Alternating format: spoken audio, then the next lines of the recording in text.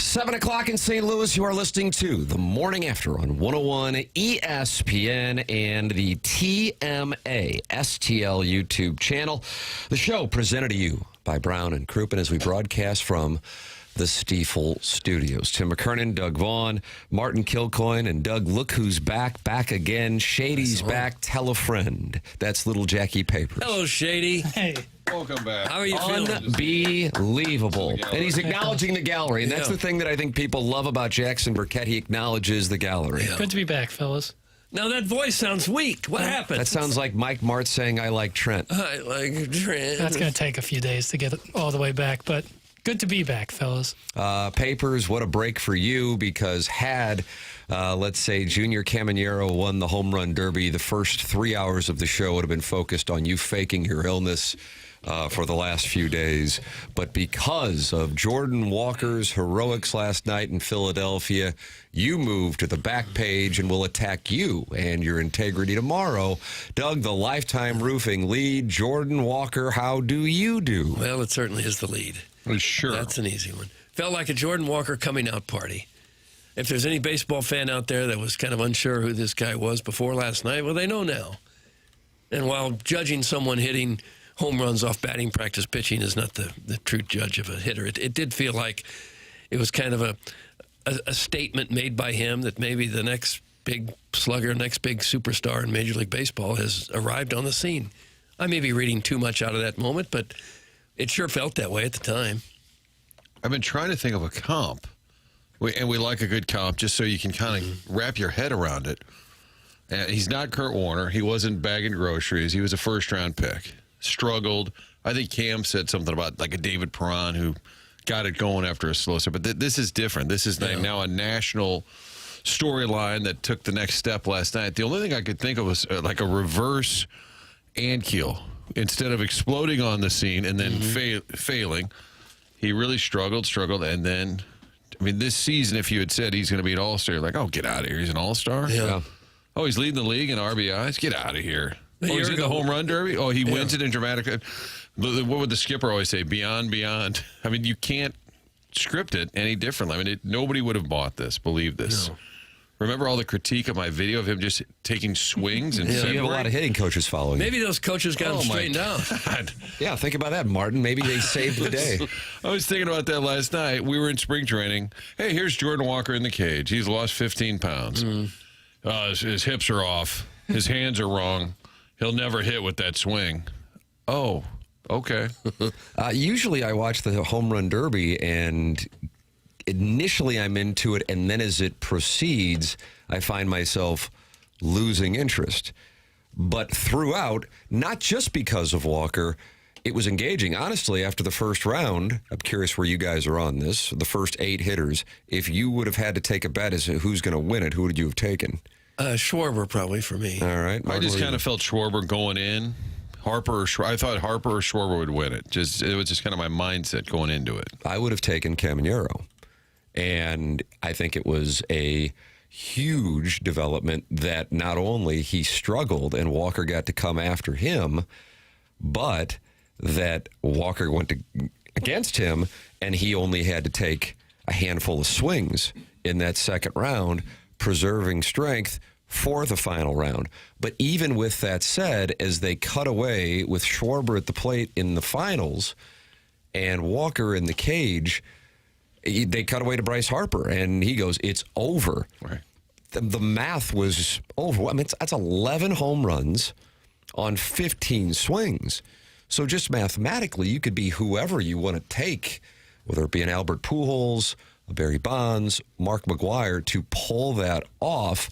That mathematically, in a vacuum at Busch Stadium in front of no one at 3 o'clock would be difficult to do. Then you compound it with he is the villain. Never really been the villain before. He is the villain. He has this entire packed ballpark cheering against him. He really hasn't had to play anything of importance in a packed ballpark in his career yet. It's Philadelphia. It's their guy, and they're all against him. And then on top of that, he's sitting at 7 home runs, and he has to rattle off 8, 9, 10, 11, just a tie, and then 12 to win it. So from a short-term standpoint, the excitement, and I haven't seen something like this around here. I mean, I'm in awe by the excitement around St. Louis and for Cardinal fans, and I also think, nationally. But then in addition to it, big picture, that he gets to stand in the arena in what became a critical moment, albeit an exhibition, and deliver what that can do for him potentially going forward when he gets that opportunity when a game matters. Something we talked about last week, of his home runs this year, especially of late, he's hit a lot of clutch homers. We mentioned the Wrigley one. Even last week in the Brewers series, it's 6-1. He hits a 3-run homer to get him back into it. Made it 6-4 in one of those games with Milwaukee. So there appeared to be home runs of meaning just when he's been hitting them this year. So last night is probably one of the more intense environments he's been in. An exhibition, I understand that. But not only are the fans on you, and it's kind of funny because it's just a Philly thing. Like when Contreras, every time he would get out early, they were cheering him. But you're also standing in front of all your peers, and you're a young guy who's never been an all-star before. I'm sure he's probably more intimidated looking over there and seeing Bryce Harper than he is by the fans. And you've got to come through. You're out of swings. He was at 7 homers with 2 swings left. And we're going on the air at about 9:40. So this is right as he's winding down. And I said to producer Dave, all right, well, we got the tape of him crushing it in the first and second round.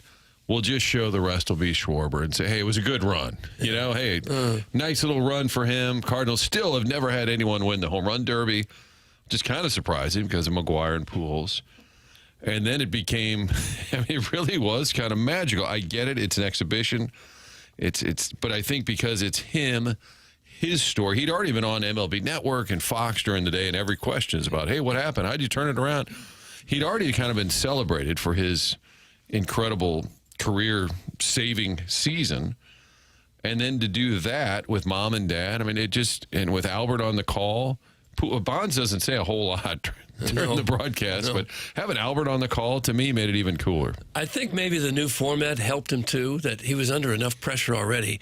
But this kind of took the pressure off his pitcher and him to have to swing at pitches that he may otherwise not have wanted to. So I think that was very beneficial. I liked the new format. I did too. I liked it. I think it helped him though in that situation where he didn't have to hurry up and hit these home runs. He could wait on a really good pitch, and it also took the pressure off of the guy pitching.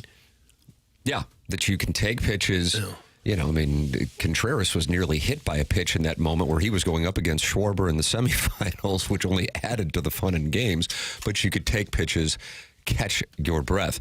Your thoughts watching it with your family last night, your experience, because this is something that I don't think we saw coming at all. Number one, I think he was second to last on the odds. Contreras was the longest shot, and Jordan Walker was tied with a couple of other people, including Bryce Harper, by the way, for second to last most likely. 314-974-0101. That is the Collier and Thompson phone lines. Text in Air Comfort Service text inbox. The Form Energy YouTube chat already super active early on in our Healthcare Evolution 7 o'clock hour. That is the TMA STL YouTube channel. 7,040 friends have subscribed to the TMA STL YouTube channel, where we are every day from 7 a.m. to 12 p.m. Monday through Thursday, and 7 a.m. to 11 a.m. Monday through Friday. It is where you can talk it over, and it's brought to you by Form Energy. So call in, talk it over, text in, talk it over, and, of course, email in for our Design Air Heating and Cooling email today, the morning after, at InsideSTL.com. Design Air Heating and Cooling online at DesignAirService.com. That's Seth Goldcamp and his team, the longest-running sponsor on TMA. And Martin, Doug, and I are all clients of Design Air. If you run into any air conditioning issues this week with the heat, just go to DesignAirService.com and work with Seth Goldcamp and his team. No upselling, just taking care of the problem very quickly and moving on. Let them know you're a TMA listener. It's Design Air Heating and Cooling, online at DesignAirService.com. Little Jackie Papers has fun with audio galore. Here is the call on Netflix of the Jordan Walker winning home run. Hit the newspaper.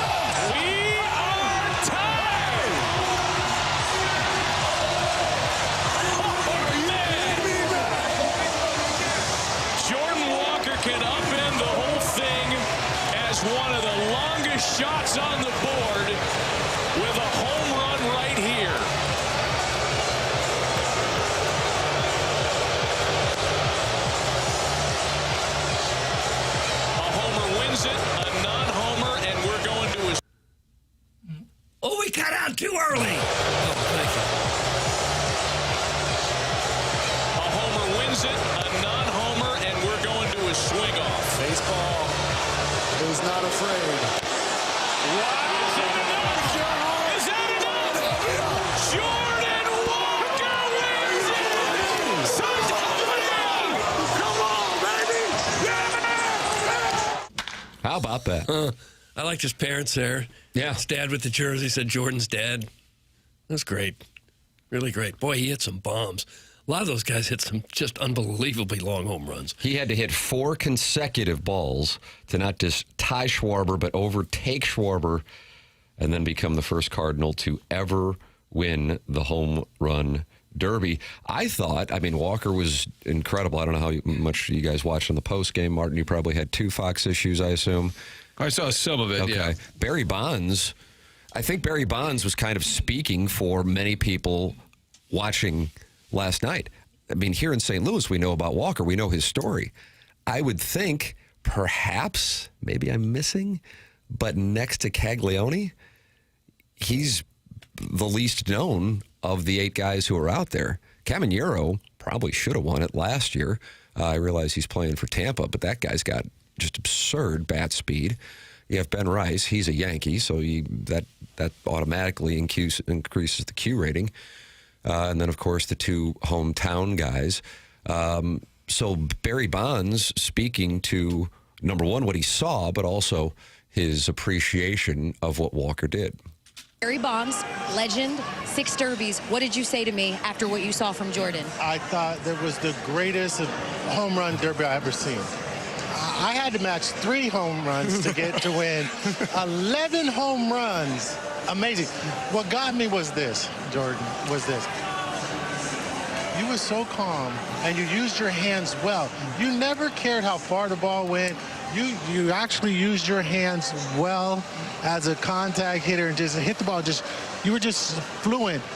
And it was probably the most amazing. And for me to say it, brother, I'm going to tell you right now, I've seen a lot of home runs, but to come back from 11 with only 15, we're talking only 15 swings. Brother, you got my trophy too, bro. You got my trophy too, and I'm going to start getting some gum. 31 homers in 53 swings. That's the final math. And I think we've had home run derbies like the Josh Hamilton Yankee Stadium game where somebody just went insane. Mm-hmm. But a lot of times those are early rounds, and it gets kind of boring. And by the end of it, somebody gets the title. But we have, unless I'm forgetting, and Barry Bonds did win it in Philly 30 years ago, so he knows a little bit about the derby. I can't remember the drama at the home run derby. You'd have somebody say, oh, wow, he hit 20 in the second round. But I don't remember it in that fashion. I also think in addition to that drama, I was thinking that Walker would have to go first. And then when Schwarber did go first and went off, he went off. At that point, you're going, okay, it's just not going to happen. Tip your cap. Credit to Schwarber. He went off when he needed to in front of his home crowd, carrying the weight of the Phillies fans, and he executed. Good for Walker for getting there. And it did look like mathematically it was over. And instead, he dials in and rattles those things off. And what Bonds went on to say later on in that clip is, I didn't know much about you now. I'm going to start paying attention to you. And I think that, from a national perspective, here in St. Louis, I think there's a great deal of pride. I wish the Cardinals had a home game this Friday because the ovation and appreciation for one of our own doing that on the national stage in the opposing ballpark would be so huge. But from a national perspective, that's what I was saying. Next to Caglione, this isn't a guy who most people knew about. Locally, you knew about him. Nationally, most people didn't. And he performed at that level in the cauldron of Philadelphia to take down a Philadelphia Philly after Bryce Harper said it's over, and he had to rattle it off in clutch fashion. That is something that puts you on the map in sports, and that's what Jordan Walker did for himself and the Cardinals last night. And everything he said this season about what's different, what's clicked, he keeps talking about confidence. And if that's truly what sort of unlocked him, and I'm sure it's a lot of hard work too, how can that not, moving forward, second half, whatnot, if confidence is playing that big a role, which is what he keeps saying, to do that in that setting? If it had been Cleveland or Minnesota, it would still have been fun to walk it off and beat a hometown guy. Yeah. But because it was Philly and they're so animated, I can't wait for an at-bat tonight when he comes into the game to get an at-bat. Mm-hmm. And maybe they'll cheer him just for fun tonight, but they'll probably boo him like crazy. Probably. Which would be hilarious. But for so many years, the All-Star game as a Cardinal fan was kind of a letdown. Like, nobody ever did anything. We used to roll out video of Reggie Smith hitting a home run in the 70s. Until Molina homered a couple of years back in Miami, the Cardinals had gone about 40 years without hitting a home run in the All-Star game. They just never, nothing really ever happened. As great as Albert was and all these players, nothing really ever happened. And now you've got that Walker moment. And I just think you keep looking at him differently. A month ago, 2 months ago, when he would struggle, chase a slider, we'd say, oh, here we go. Yeah, it's just not going to happen. Yeah. And now you probably do start saying, well, I don't know. Is this sustainable? Is he in the Weather Holt conversation now? And what's that price tag? It is. It's something that has people buzzing around St. Louis. Like, I don't know when the last time. I guess, as crazy as this sounds, Pujols 700th. I know it sounds ridiculous. I mean, I went into last night just like, oh, this will be a fun thing to watch. Whatever, if Walker gets through, that'll be cool. But because it was not something that you could see coming, a Blues playoff series, a Cardinal playoff series, you know those are coming, whether it be a big NCAA tournament game or something along those lines. This kind of came out of nowhere, and on top of it, even in the 3 minutes of the buildup of home runs 8, 9, 10, 11, and 12, even before those 3 minutes, you were thinking, okay, he's not going to win. So it had this element of surprise and then overcoming the mathematical adversity to perform in the opposing team's ballpark against the opposing team star player and defeat them. That is why I think it's getting the reaction that it is. And I posted a video on Instagram of my my 4-year-old's reaction because he's become obsessed with Jordan Walker and Mason Wynn and J.J. Weatherholt. And he was going absolutely bad crap. And I got all these DMs from people saying that's exactly what my kids are doing. So from a big picture standpoint on the game and also the Cardinals, this was a moment that can have some kind of butterfly effect. Again, even though it was an exhibition in the whole scheme of things, although Jordan Walker getting $1 million matters to him now, probably isn't going to matter all that much down the road. But right now, that's a big amount of money for him, which is rarely the case for a guy winning the home run derby because they're usually already sitting on at least 8 figures of net worth. And that he has done something for young people in St. Louis who's crazy it might sound, don't remember Albert Pujols outside of the run in the second half of 2022, maybe to be their guy. He's the guy for the Cardinals for these kids. And so you can have that kind of impact for baseball fans locally. We'll have much more here on this, including Jordan Walker's reaction, his family's reaction, and Kyle Schwarber's reaction to what happened. It is TMA 101 ESPN.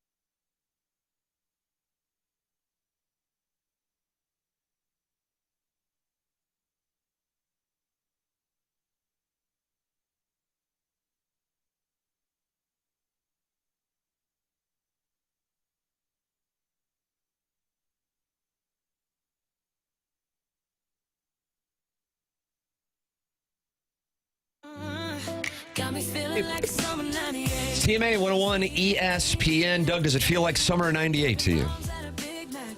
A little bit, yeah. A little bit. I don't know if Walker's going to get his 80. Can you count the ones from last night into the total? You might get to 80. Yeah, now if you do that. I think we should. I never clarified.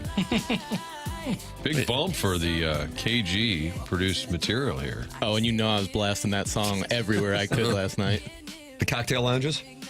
I just meant linking it so I can get those streams up. And you got windows down at all the stop signs, blasting. It's TMA 101 ESPN. We broadcast from the Stiefel Studios, Healthcare Evolution, sponsor of the 7 o'clock hour. And man, this is something that you just don't see coming when there's a Blues playoff game or a Cardinal playoff game. Missouri playing Alabama, take your pick. You don't necessarily get surprised on the reaction. You know it's coming. On this is a major windfall of a pleasant surprise that has really gotten people fired up and just did not. And again, 2 pitches before it happened, I wasn't expecting it because I just didn't expect him to do it. Schwarber's sitting on 11. Walker sitting on 7. He's got 2 pitches left. Now, again, if you hit a home run on that final pitch, Doug, that's the magenta. Oh, that's the magenta. Okay. You get to keep going. I love that rule as well. And he delivered home run after home run after home run. We played Barry Bonds' reaction to Jordan Walker, which was perhaps the most complimentary.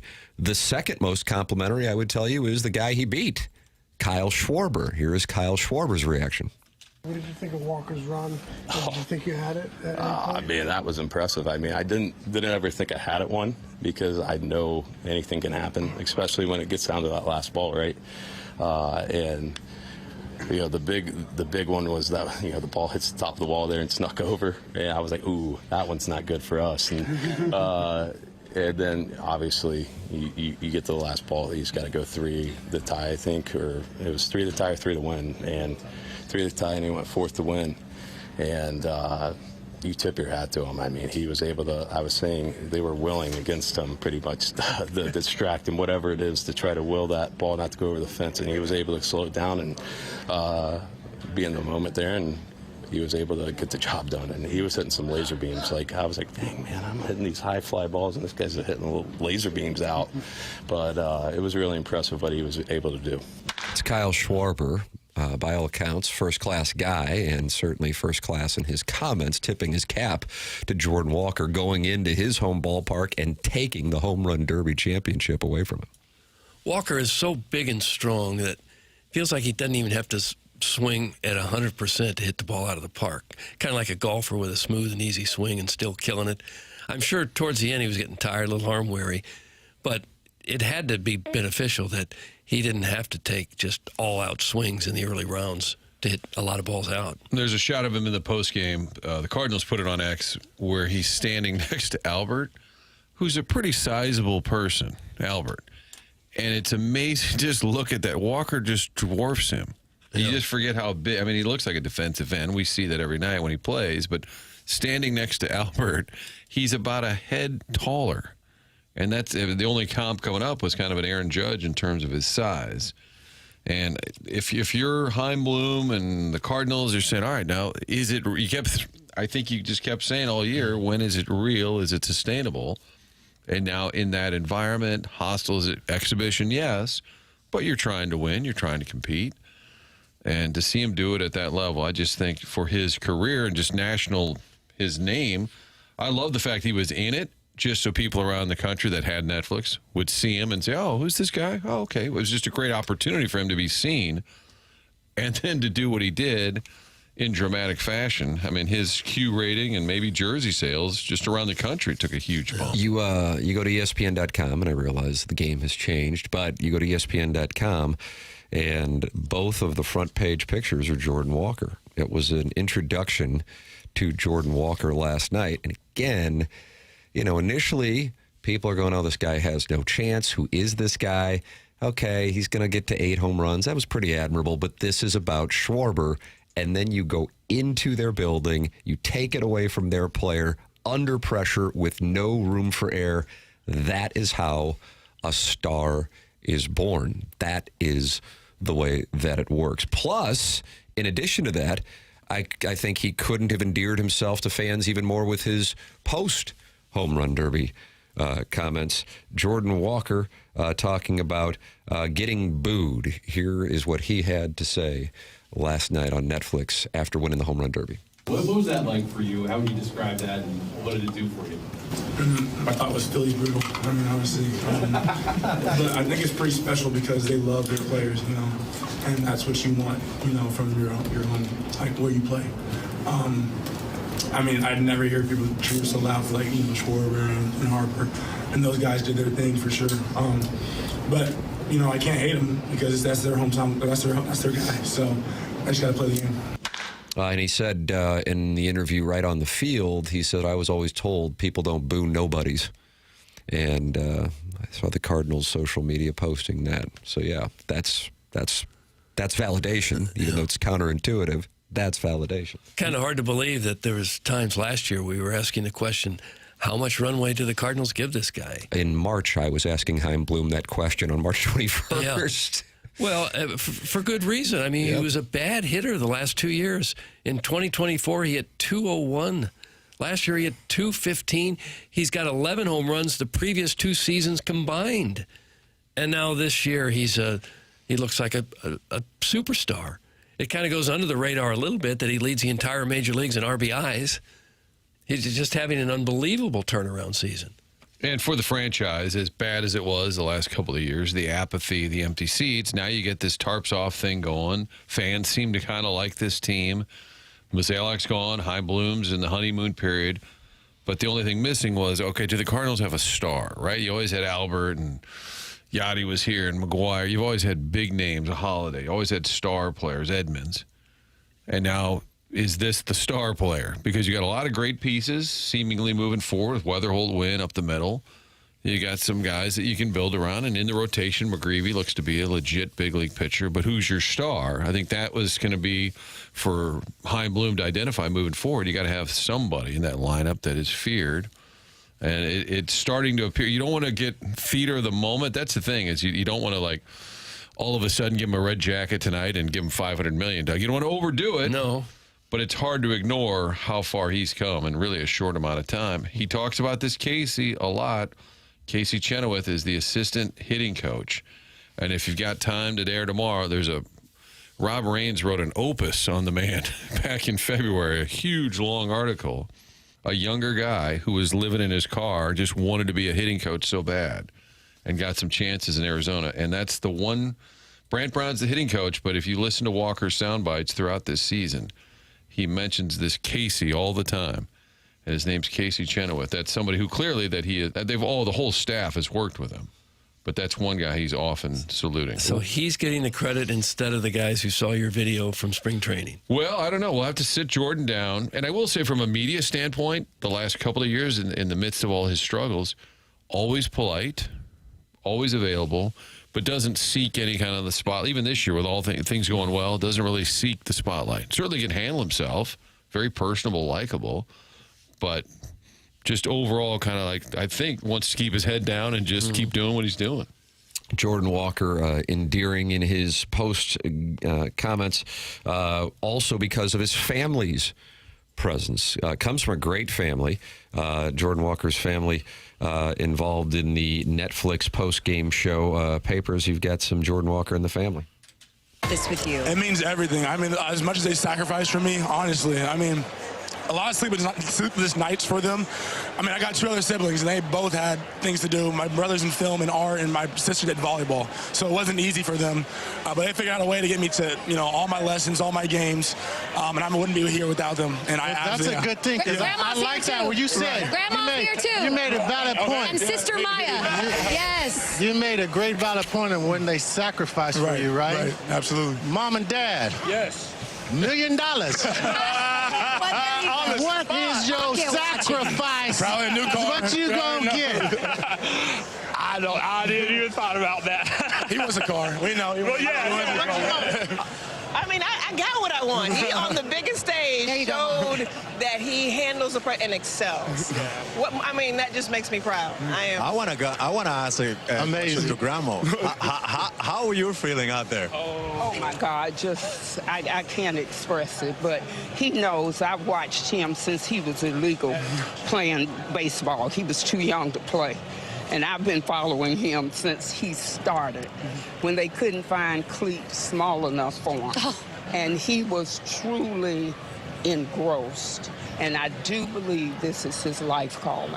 I believe that. Well, you guys did a great job with this young man, and congratulations to you. Thank you so much. It means the world. You are an incredible home run hitter. Yes, sir. Thank you. An incredible man, an incredible player. Yes, sir. And now you got my attention. I'm going to watch a lot of you. I appreciate it. I think So we How about Barry finally, Bonds? we finally have the answer. What's your grandma think? Yeah, Yes, there she was. Really asked. So what'd your grandma think? And now we heard. We legitimately had a grandma ask, what'd you think? And we got the answer. Walker's parents, his dad, a MIT grad, and his mom, a Harvard grad. Oh, wow. How about that? I would think one of the best things about having success as an athlete and making incredible money is to be able to take care of the family. I think that would really be a great feeling to say, who wants a house? So Who wants he a is mansion? making $790,000 this year. So that is why the million matters. And I realize almost exclusively when talking about athletes' compensation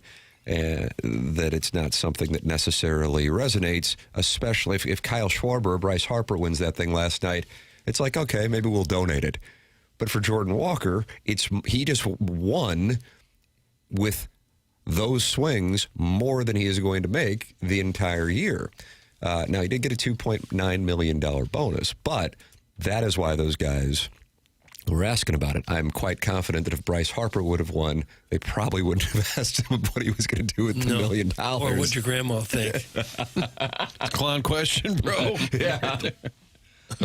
You're welcome to talk it over. 269 friends of the Feather have gathered in the Form Energy YouTube chat, including Tashara Jones Snowplow, who's talking to Too Fat to Kayak, the TMA remote lamp, and, of course, Percy Blumpkin and Iggy's Prison Window Hand. They're all in there talking it over.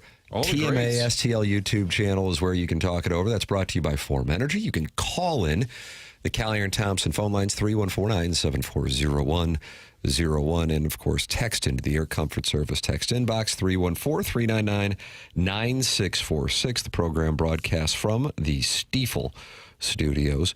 And it is wonderful to have little Jackie Papers back after a week of illness. You're welcome to pay tribute to Jordan Walker and Jackson Burkett with your texts, your calls, and your Form Energy YouTube chat comments. It's TMA 101 ESPN.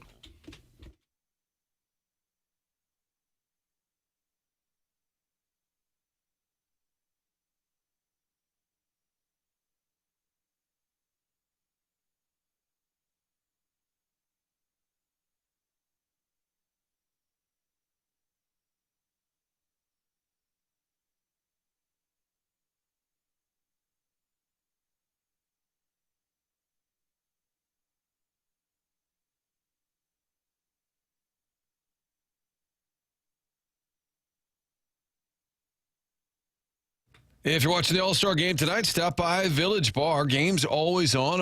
I'm sure there are a lot of folks watching the Home Run Derby last night. All the TVs locked on sports, Blues, Cardinals, Mizzou all year long. And you're getting the great food. Best cheeseburger in town, that's all at Village Bar. And in the barn out back, that's where they make 1879 products like Red Barn Vodka, all these different flavors. 1879 Rye, the Dark Havana Rum. These spirits are starting to win awards throughout the region. St. Louis-based distilling company in the barn out back at Village Bar. Again, ask for it around town. Find out why they're winning awards. Go by the tasting room. They've got that general store connected to Village Bar. That's where you can get the merchandise, buy the products as well. Connected to the building there on the east end, the blue general store building is where the tastings take place Saturdays from noon to 5. You can sit out front as well. There's a difference when you're ordering your cocktail, and if you're going to a friend's house, maybe they're having a pool party, do something different. Bring one of those flavored rums. You can check out all the items at 1879distilling.com. Stop by the tasting room, and that barn also available for private events. Really a cool spot. If you've got a Maybe your parish event, you're trying to throw a little fundraiser. Check out more information to hold your event there at 1879distilling.com.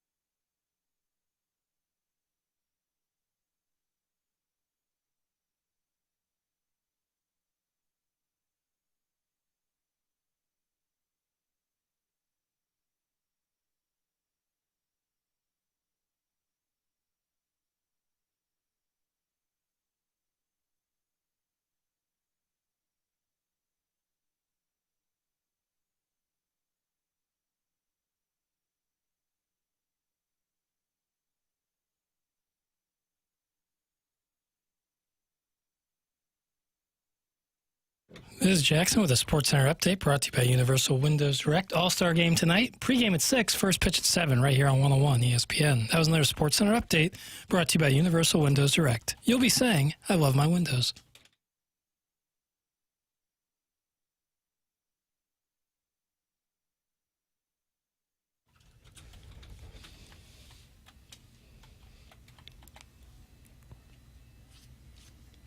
Doug, is this the Black Eyed Peas, or is this like a St. Louis version of the Black Eyed Peas? I can't tell yet. Can't tell. And It sounds Papers like the only real has like thing. 30 more words he can speak before his voice just Are you on a goes. swing count? Yeah. Pitch count. The program's called The Morning After. It is presented to you by Brown and Crouppen. We're in the Healthcare Revolution, 7 o'clock. Our papers, why are we hearing Fergie? It's Taboo's birthday. Oh, wow, Doug, Taboo. Is that her nickname? No. And he was on with hell's Mr. Taboo? Rourke on that Fantasy Alley. He's a little guy. Member of the Black Eyed Peas. Oh. And his name is Taboo. Yeah, Hervé Villachez. He was like the silent one. But it's a great tribute to him Okay. as we celebrate his birthday here. You're supposed to know how old he is. I'm going to guess 47. Never heard of him. I'll say 48. 50. 51. Wow. It's TMA 101 ESPN. You're welcome to get involved. It is the Jordan Walker edition of The Morning After. Call in the Callier and Thompson phone lines, 314-974-0101. Text in the Air Comfort Service text inbox, 314-399-9646. And you can watch the show and see how hot we all are by opening up your YouTube app, typing TMA STL, and talking it over with Iggy's prison window hand. 2 words for you, Jock Hoare and Dr. Xander Malenthrop, and 268 other friends in the TMA STL Form Energy YouTube chat. This morning, Jason Stark, longtime baseball writer and Philadelphia writer and representative, is comparing Jordan Walker to this St. Louis Cardinal. Doug, would you like to take a guess who he is comparing Jordan Walker to this morning in his column on The Athletic? How about Albert Pujols? No, Martin. Interesting. Old school, like way old school, or more modern? Are you giving any hints? Doug didn't get a hint. I feel like in order to have to be fair. apples to apples. Matt Holliday. I don't know. Papers, now you'll have 27 words left. Mark McGuire. Mark McGuire. No, I'm sorry. Could they have initials? CeCe DeVille, of course, the lead CeCe. guitarist for Poison. What's your favorite Poison song? Everybody says Talk Dirty to Me, but I feel like Fallen Angel is underrated. Okay. He's comparing him to Chris Carpenter. Yes! That is correct. This is what... Oh, I see where this is going. Where it's Yes, going? okay. If Philadelphia sports fans could pick one man to speak for them all, they'd probably choose the big guy in the Super Bowl cap who shook his head with a smile after the All-Star Home Run Derby. Man, I thought we had it, said Brandon Graham, the defensive stalwart for 2 Eagles championship teams as he left Citizens Bank Park on Monday night. But I got to give it to him. The we was Kyle Schwarber in the city that loves him. The him was Jordan Walker, the St. Louis Cardinals outfielder, who just became the slugging equivalent of Chris Carpenter around here. Carpenter set the standard for 21st century Phillies heartbreak, outdueling Roy Halladay to finish a 2011 division series. The best 5-year stretch in Phillies history was never supposed to end that way, but what could the fans really say? Carpenter had beaten their best. He'd earned it. The memory of Monday night won't sting very long. This was more about flexing in the national spotlight than anything else. But Philadelphia, you might have noticed, is a city that revels in a good flex, and for about 3 hours, the folks here did what they do best. They supported the team by giving hell to everyone else. And that is where it led to the tribute to what Jordan Walker did. He said his game on this night was brutally breathtaking to Phillies fans who were certain that 4,572 feet of final round Schwarber bombs would win it for their guy. That wasn't Mark McGuire, Albert Pujols in the batter's box after all. Walker had never even homered in the cities. This was a guy who managed only 6 home runs and 396 plate appearances last season. A guy who's never appeared on an MVP ballot. A guy who had failed to translate his tools to sustain success. What had Walker ever done in Philly anyway? 5 games here, all before the season. He'd gone 1 for 12 with a single. The fans couldn't have grasped the kind of threat Walker was to Schwarber in the final round. Riley O'Brien quoted, "I don't think they knew. That last round, it got pretty quiet around here. He was surprising some people, and that run he went on at the end was amazing." Papers, I sent you, Doug, you love influencers. You feel like you've been influenced by a lot of influencers. Yeah, that's where I get my life advice. Yeah, and filler. And last night, this Phillies... I haven't had any filler. this could use some, probably. This Phillies influencer was videoing the home run, and you can hear the silence, and she's concerned for Jordan Walker's safety before he does it. Take a listen. I'm scared for him. Like, if he wins, they're going to have to... There can't be a celebration. They're going to have to cart him out of here. Oh, my God. Oh, my God.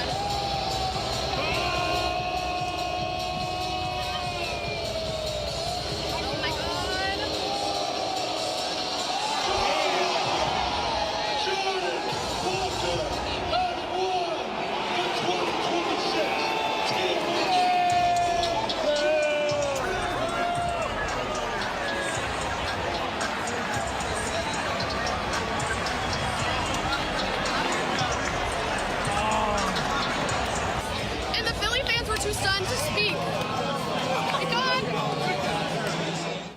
It almost sounds like booing you'd get like at a production house. Like, hey, can you give me some audio? I just need generic crowd booing noises. The video There's is so a guy much who worse. groaned. Yeah. The video's I so knew you'd brutal. like that. That's right up our alley of appreciating hashtag influencer culture. Nothing better than being at the home run derby and videoing yourself. Saying she's really concerned for his safety. Give me a break. One or two loudmouth guys just trying to be funny by booing. About all that was, wasn't it? More than one or two guys. Oh my God, it was a whole ballpark. Yeah, but they were cheering for Schwarber. Wasn't they? They were booing Wilson Contreras too. I think they were having fun with it too. They weren't, and I saw it right behind home But they plate. wanted their guy to win. I mean, if this were in St. Louis and it was Walker going up against Schwarber, it would have been the same deal. It's nothing against Jordan Walker, but that's what makes what he did in the face of that. You know, you're going into the enemy territory, and they got their guy, and they think they got it won. Bryce Harper saying it's over, and then he rattles off home run after home run after home run. It's an incredible thing, again, considering in the whole scheme of things, it's just an exhibition. But I think mentally that is a big boost to somebody's confidence. We talked about it a couple days ago, right, Martin? What's the biggest difference for Jordan Walker? Confidence. That's what he keeps saying. I think just for him to be invited, to be included, even if you flame out, hey, it's the home run derby. I thought, the Will Ferrell, Luke Wilson stuff did not seem to go over well based on social media. I felt like they put them in a bad spot, too. That's not what those guys do. Papers, you're our expert. I know you're on 26 words now. That was I'm just like, ugh. Well, I saw it before it even started. I go, this isn't going to go well. They're doing this really hard campaign for Will Ferrell's new Netflix movie. I feel bad for him. I do too. Having to go around in a ridiculous outfit. I've never thought I would be like tired of Will Ferrell interviews, but now I listen to Amy Poehler's podcast. It's a little Jimmy Fallon Tonight Show-ish for me, I guess, for lack of a better term. I hope that comparison is working. Where everything's great, but hey, whatever. And you got to work with Bill Anderson as the director? Oh, wow. Okay. Oh, what just wonderful staging and lighting. And you guys really just knocked it out of the park. Bill Anderson's lighting. A lot of that. Yeah. So I'm kind of like, and I saw him pop up and I'm like, oh, boy. It's just like, he's, ugh. Yes. So I'm with you on that. But yes. After that, I liked the boxing ring. That was kind of fun. And the Rocky theme, I get it. That's when Michael Buffer, who's, I don't know, was he 90? I mean, he's still doing the same thing. But for Walker, I was thinking as he's out there in that setting, he has to be looking around saying, look at me. I mean, a year ago, he's probably wondering if his career is ever going to get on track. And now just in that moment, forget what happened later, I was thinking for him and that confidence that he keeps talking about, just to be invited to the All-Star game, just to be in the home run derby, standing next to Schwarber and Harper in that building. I was thinking, what a boost for this guy, just to have that moment and then to do what he did with the whole country talking about it. I guarantee there's FM, just, what is it, top 40 stations in Tulsa talking about, hey, did you watch that home run derby? Like the whole country is literally talking about one guy. I just kind of like the fact that the home run derby has become such a big deal. For no other reason that baseball was a pretty buttoned-down sport for decades. And now they have maybe the biggest night of the year, or one of them for the sport, is this spectacle of guys just trying to muscle a ball and hit it just as far as they can. In the big picture, it's kind of meaningless for everybody but the guy or two that wins it. But it's just a fun thing that's really taken over a lot of baseball fandom to where this is one of the best nights of the year. But in typical years, I'll watch it and kind of be into it, and then I kind of lose interest. Right, and that's exactly right. That's like, the that's cycle. kind of fun. Who's this? Oh, yeah, that's right, the guy in Tampa. Oh, wow, look at that bomb. And then after about an hour and a half, like, oh, I don't care anymore. Like, and then some guy will win, but it's the way it played out, the drama, the hometown guy. I don't know how they decided that. I'm sure there was a reason, but I thought the same thing. I thought Schwarber would hit last, being just, I don't know why, hometown guy. But it made it better. 100%. The script was better. Walker had the chance to walk it off. You couldn't ask for more when you talk about, Martin, the script, the way things wound up playing out, that he had to do it in that fashion. So in order to experience the great joy of overcoming the situation, both for him from a big picture standpoint with what he has dealt with since coming to the Cardinals big league team in 2023 and all of the issues, and then getting what he's gotten so far in the first half of the season, running parallel to falling behind Schwarber, 11 home runs, and then going out into the arena where everybody in the ballpark, minus Riley O'Brien, Ivan Herrera, and Ali Marmol, are against you. And then you deliver, and you had to rattle off home run after home run after home run just to tie it, and then you get one final one. They go from expecting a win to going, oh, crap, he is going to win it right here once he got to 11. And he did, and that made it all the better. You know, the beating Caminero, who I would have taken at that point with the final four left, became a nothing in the sense that Caminero just, for whatever reason, he just didn't have it in the second round, and then that preserved Walker's swing. But then to do it against Schwarber, it's better than if he would have done it against, take your pick of like Ben Rice. He had to do it in that guy's ballpark, and he was able to execute it. This is what Buster Olney, Carl Ravitch, and Doug Glanville said following the home run derby, saying it was the best one they've ever seen. I'm Buster Olney, the Baseball Tonight podcast. We just got done the 2026 Home Run Derby. Jordan Walker, champion. It was one of the best derbies I've seen, Carl. Yeah, I mean, it reminded me of the Frazier incredible run that he had when he was doing it at his home ballpark in Cincinnati. Walker does it in the ballpark that Kyle Schwarber calls home, and he beat Schwarber, and he did it on his last four swings, needing to hit homers, and he did it. It was an incredible validation of what's been a great season for Jordan Walker.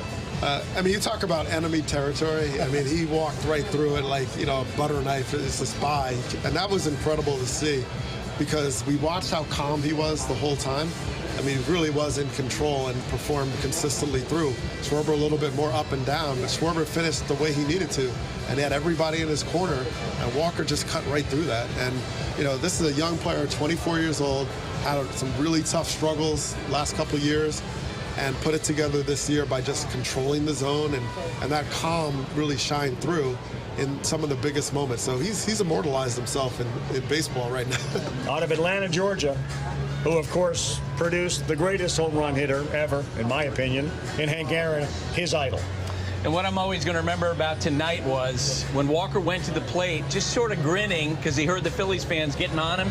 And the moment his winning ball landed in the stands, all the Phillies fans hitting the exit in a just quickly just exiting, getting out of there because they were so disappointed that Kyle Schwarber didn't win. And then when it happened, Buster says, he kept pointing. Look, they're all going. Look, they're all leaving.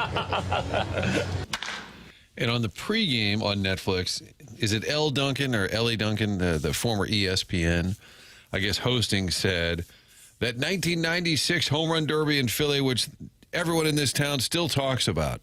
And then a number of people who are from Philadelphia, like media, said nobody talks about. Like they were laughing about how that comment, which is ironic because I think now this one they will be talking about. They will remember this one.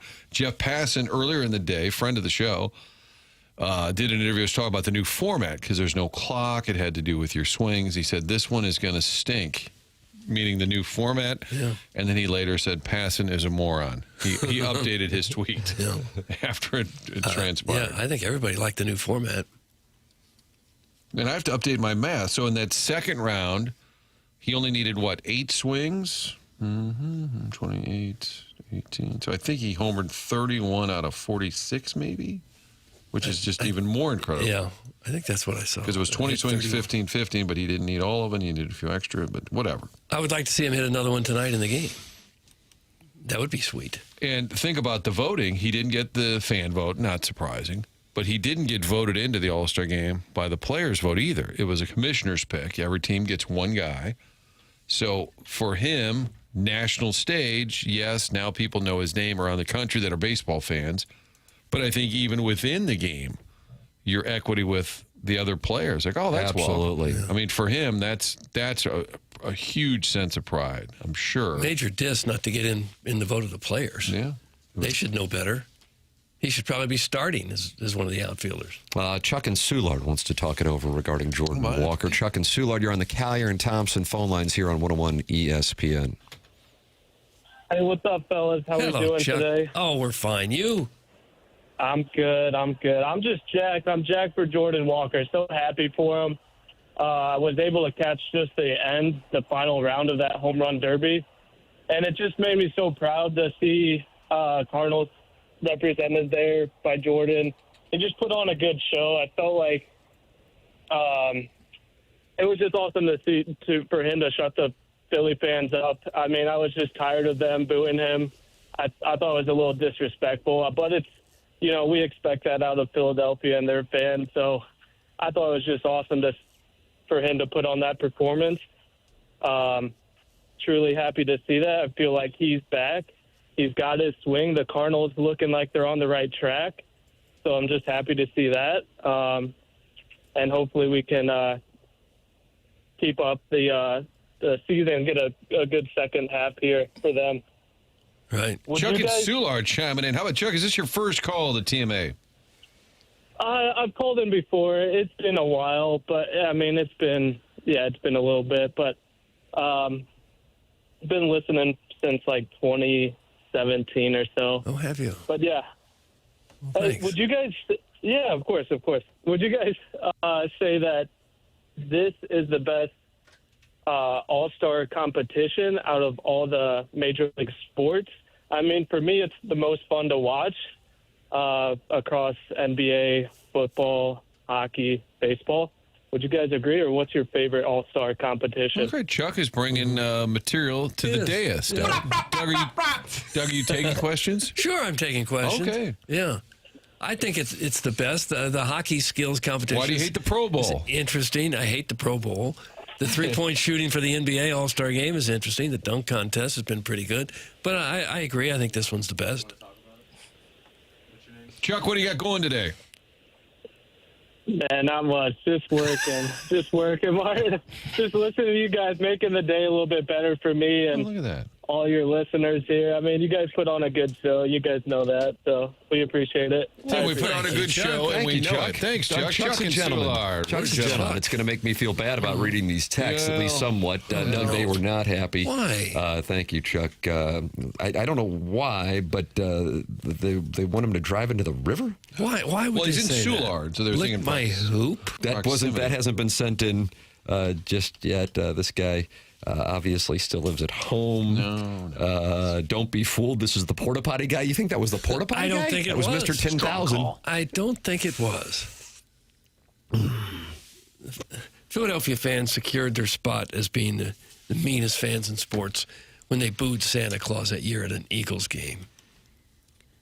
They threw snowballs at Santa and they booed him. Merry Christmas. Have you seen videos of how they treat... How'd you have that one ready, Papers? Wow. That was Stedman-esque. Because I got to say, Kurt was moving up in the drops world, and then the Papers comes back strong. Have you seen the videos of how they treat fans that go to Eagles games now and show up in jerseys of the opposing team? It's just unbelievable how mean and rough they are. Hal McRae, former Cardinal coach, longtime player, manager, he said to me, we were just sitting in the dugout one day talking about fan bases. And I said, New York's pretty big. He goes, no, man. He said, New York, they're fine. He said, they'll get a little angry. He said, Philly, They show up angry. What the hell they're doing in Philly, man. Chairman Kurt, what was going on the phone lines while Chuck was on the line? We had a gentleman call in, and I guess there was a woman on the call last night, and as she signed off, she, I guess, said it was the 2016 Home Run Derby, and he wanted me to pass that along to you and have you talk about it. Jesus. I tried to get him to stay on the line because he could say it better than me, but it's exactly the reason to make sure that he stays on the line. I respect your efforts, sir. But you did the right thing. Yeah. We can only control what we control. Doug, is that the Serenity Prayer? I think it is. I don't know. I think the best "What'd Your Grandma Think" moment may have featured A-Rod. I don't know if you saw. So in the middle of the day, this is like 2 o'clock. Fox Network was on from like 2 to 4, just sitting there talking to players. Normally something you'd see on ESPN or MLB Network, but it was on Fox 2. The main network was just sitting there talking to players, and they have Justin Verlander stop by. And A-Rod is sitting next to Verlander. He says, what I'm most impressed with is you, a guy who's been, designated for assignment. And here's the clip. Papers is on it. Justin, first of all, I've been a huge fan of your career from day one when you stepped into the old Yankee Stadium and blew balls right by me. Good memories. For you. You always have 3,000, so that's also that's one. Yeah, of course. 10 against 1. No, but I also look at you as I look at Tom Brady, Jeter, Poppy, Mariano as guys that played into their 40s and is doing it at a high level. But this is for the young ones that are out there watching. How do you explain being a late draft pick, being designated for assignment a couple times with two different teams, right? Me? Yeah, no? That's wrong. You got the wrong notes. I get it. No, but the question I have for you is, how have you been able to be so good for so long, and sometimes you even became a better pitcher late in your 30s?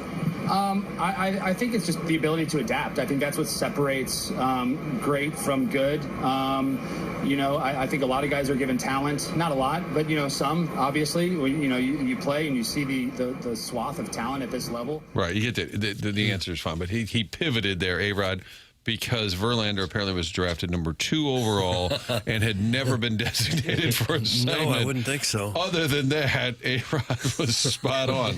Second overall pick in the 2004 Major League Draft. You could see Verlander go, I'm sorry? He said you got the wrong notes.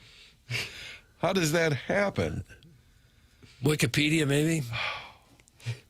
But then he's like, but I wanted to ask you about it. You can't. I think at that point you just say, Poppy, go ahead. Yeah. Just hand it off. He recovered okay, though. He kept going. Mike, would you say an outstanding job from Luke today? Outstanding job from Luke. That's journalism. Yep. That is what journalism is. There's that exchange. There's Mike Wallace with the Ayatollah. Frost Nixon. Jackson, good or bad? Good. Oh, wow. Okay. And then I guess us with Sassy Cassie at the Hot Shots in South County in 2019. That was good. I didn't like the sound effects we put with it. I thought that was inappropriate. Swinging package of dynamite named Sassy Cassie. Did she appear on the show? Yep. I never knew that. Doug's son John and I lifted her into her chair. Oh, my. I thought it was just the clip. Yep. Big night for St. Louis U High. That sent Mike Matheny into managing. I thought that's all.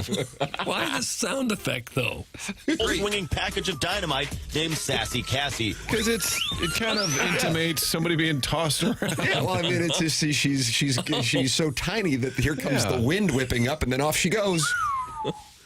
It just seems a little disrespectful.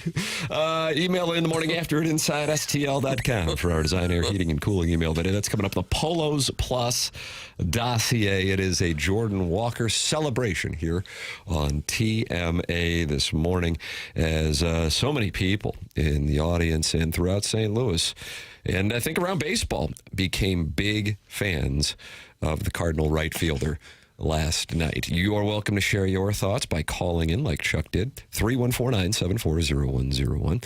You can text in 314-399-9646. And, of course, email in for the Design, Air, Heating, and Cooling email of the day, which comes your way at 9:45 on the Polos Plus dossier. Martin, do you know anything about Seth Goldcamp and his business? I think you do. Do. Love Seth, the entire team. We talk all the time about the employees, and when they do a repair at your home, whether it's the AC in the summer or furnace in the wintertime, you'll notice a difference. They are true professionals, great at what they do. And something that they will not do is try and sell you a replacement or a repair that you don't need. We've heard so many great examples from our listeners where that's happened, unfortunately, and then the Design Air team comes in and says, it's simple. Here's what you need. Here's what the repair is. No nonsense. That's what it's all about with Design Air. Family-owned business, now 4th generation, and we can't stress it enough. Not only the loyalty to this show, but also the listeners' loyalty to Design Air. There's a lot of choices out there, but if you want to get it done right, with a truly professional team year-round, it's Design Air. Best thing to do, sign up for a maintenance program. That way, it's guaranteed. Things will continue to run. No surprises for you in the winter or summer. It's designairservice.com. That's where you can sign up for a maintenance plan. That's right. Design Air sponsor the email today. Send yours in the morning after at InsideSTL.com. I went to my ex-husband's UPenn alumni tailgate at an Eagles game and got my bin tended to by a beer vendor during the McNabb era. Divorce followed soon after.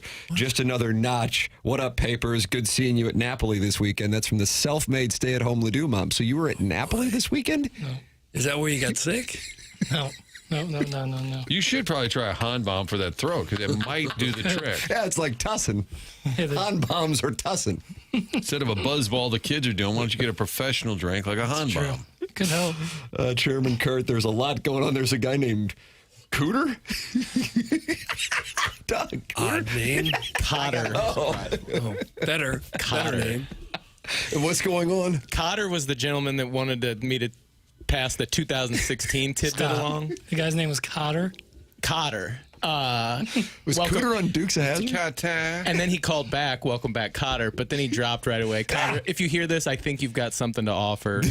This is your time. I've got my eyes on the phone. I mean, there could be a Swope's picks on Cotter, Doug, and we could just be witnessing the top of the first inning on his tenure with TMA. Cotter, 314-974-0101. He's not happy with Al Duncan for calling it the 2016 Home Run Derby, Martin, and would like to hold her accountable. It seemed like Netflix was going to be the lead today with all the people upset about the production, and thankfully Jordan Walker saved us from just doing a Rudy Martzke type show today. Right. Breaking down the production that they didn't care for. I think they did miss the trophy presentation. They were in a break, and I don't know how, because they're kind of they're in charge of the whole production. I think Ryan Howard, producer Dave said, they missed it. They're in a break. We welcome you to get involved on the program. Text in, call in, Cotter especially call in, and then, of course, the Form Energy YouTube chat and the Design Air Heating and Cooling email today. It's the People's Program. Your interactions welcome here on the show. It's TMA 101 ESPN.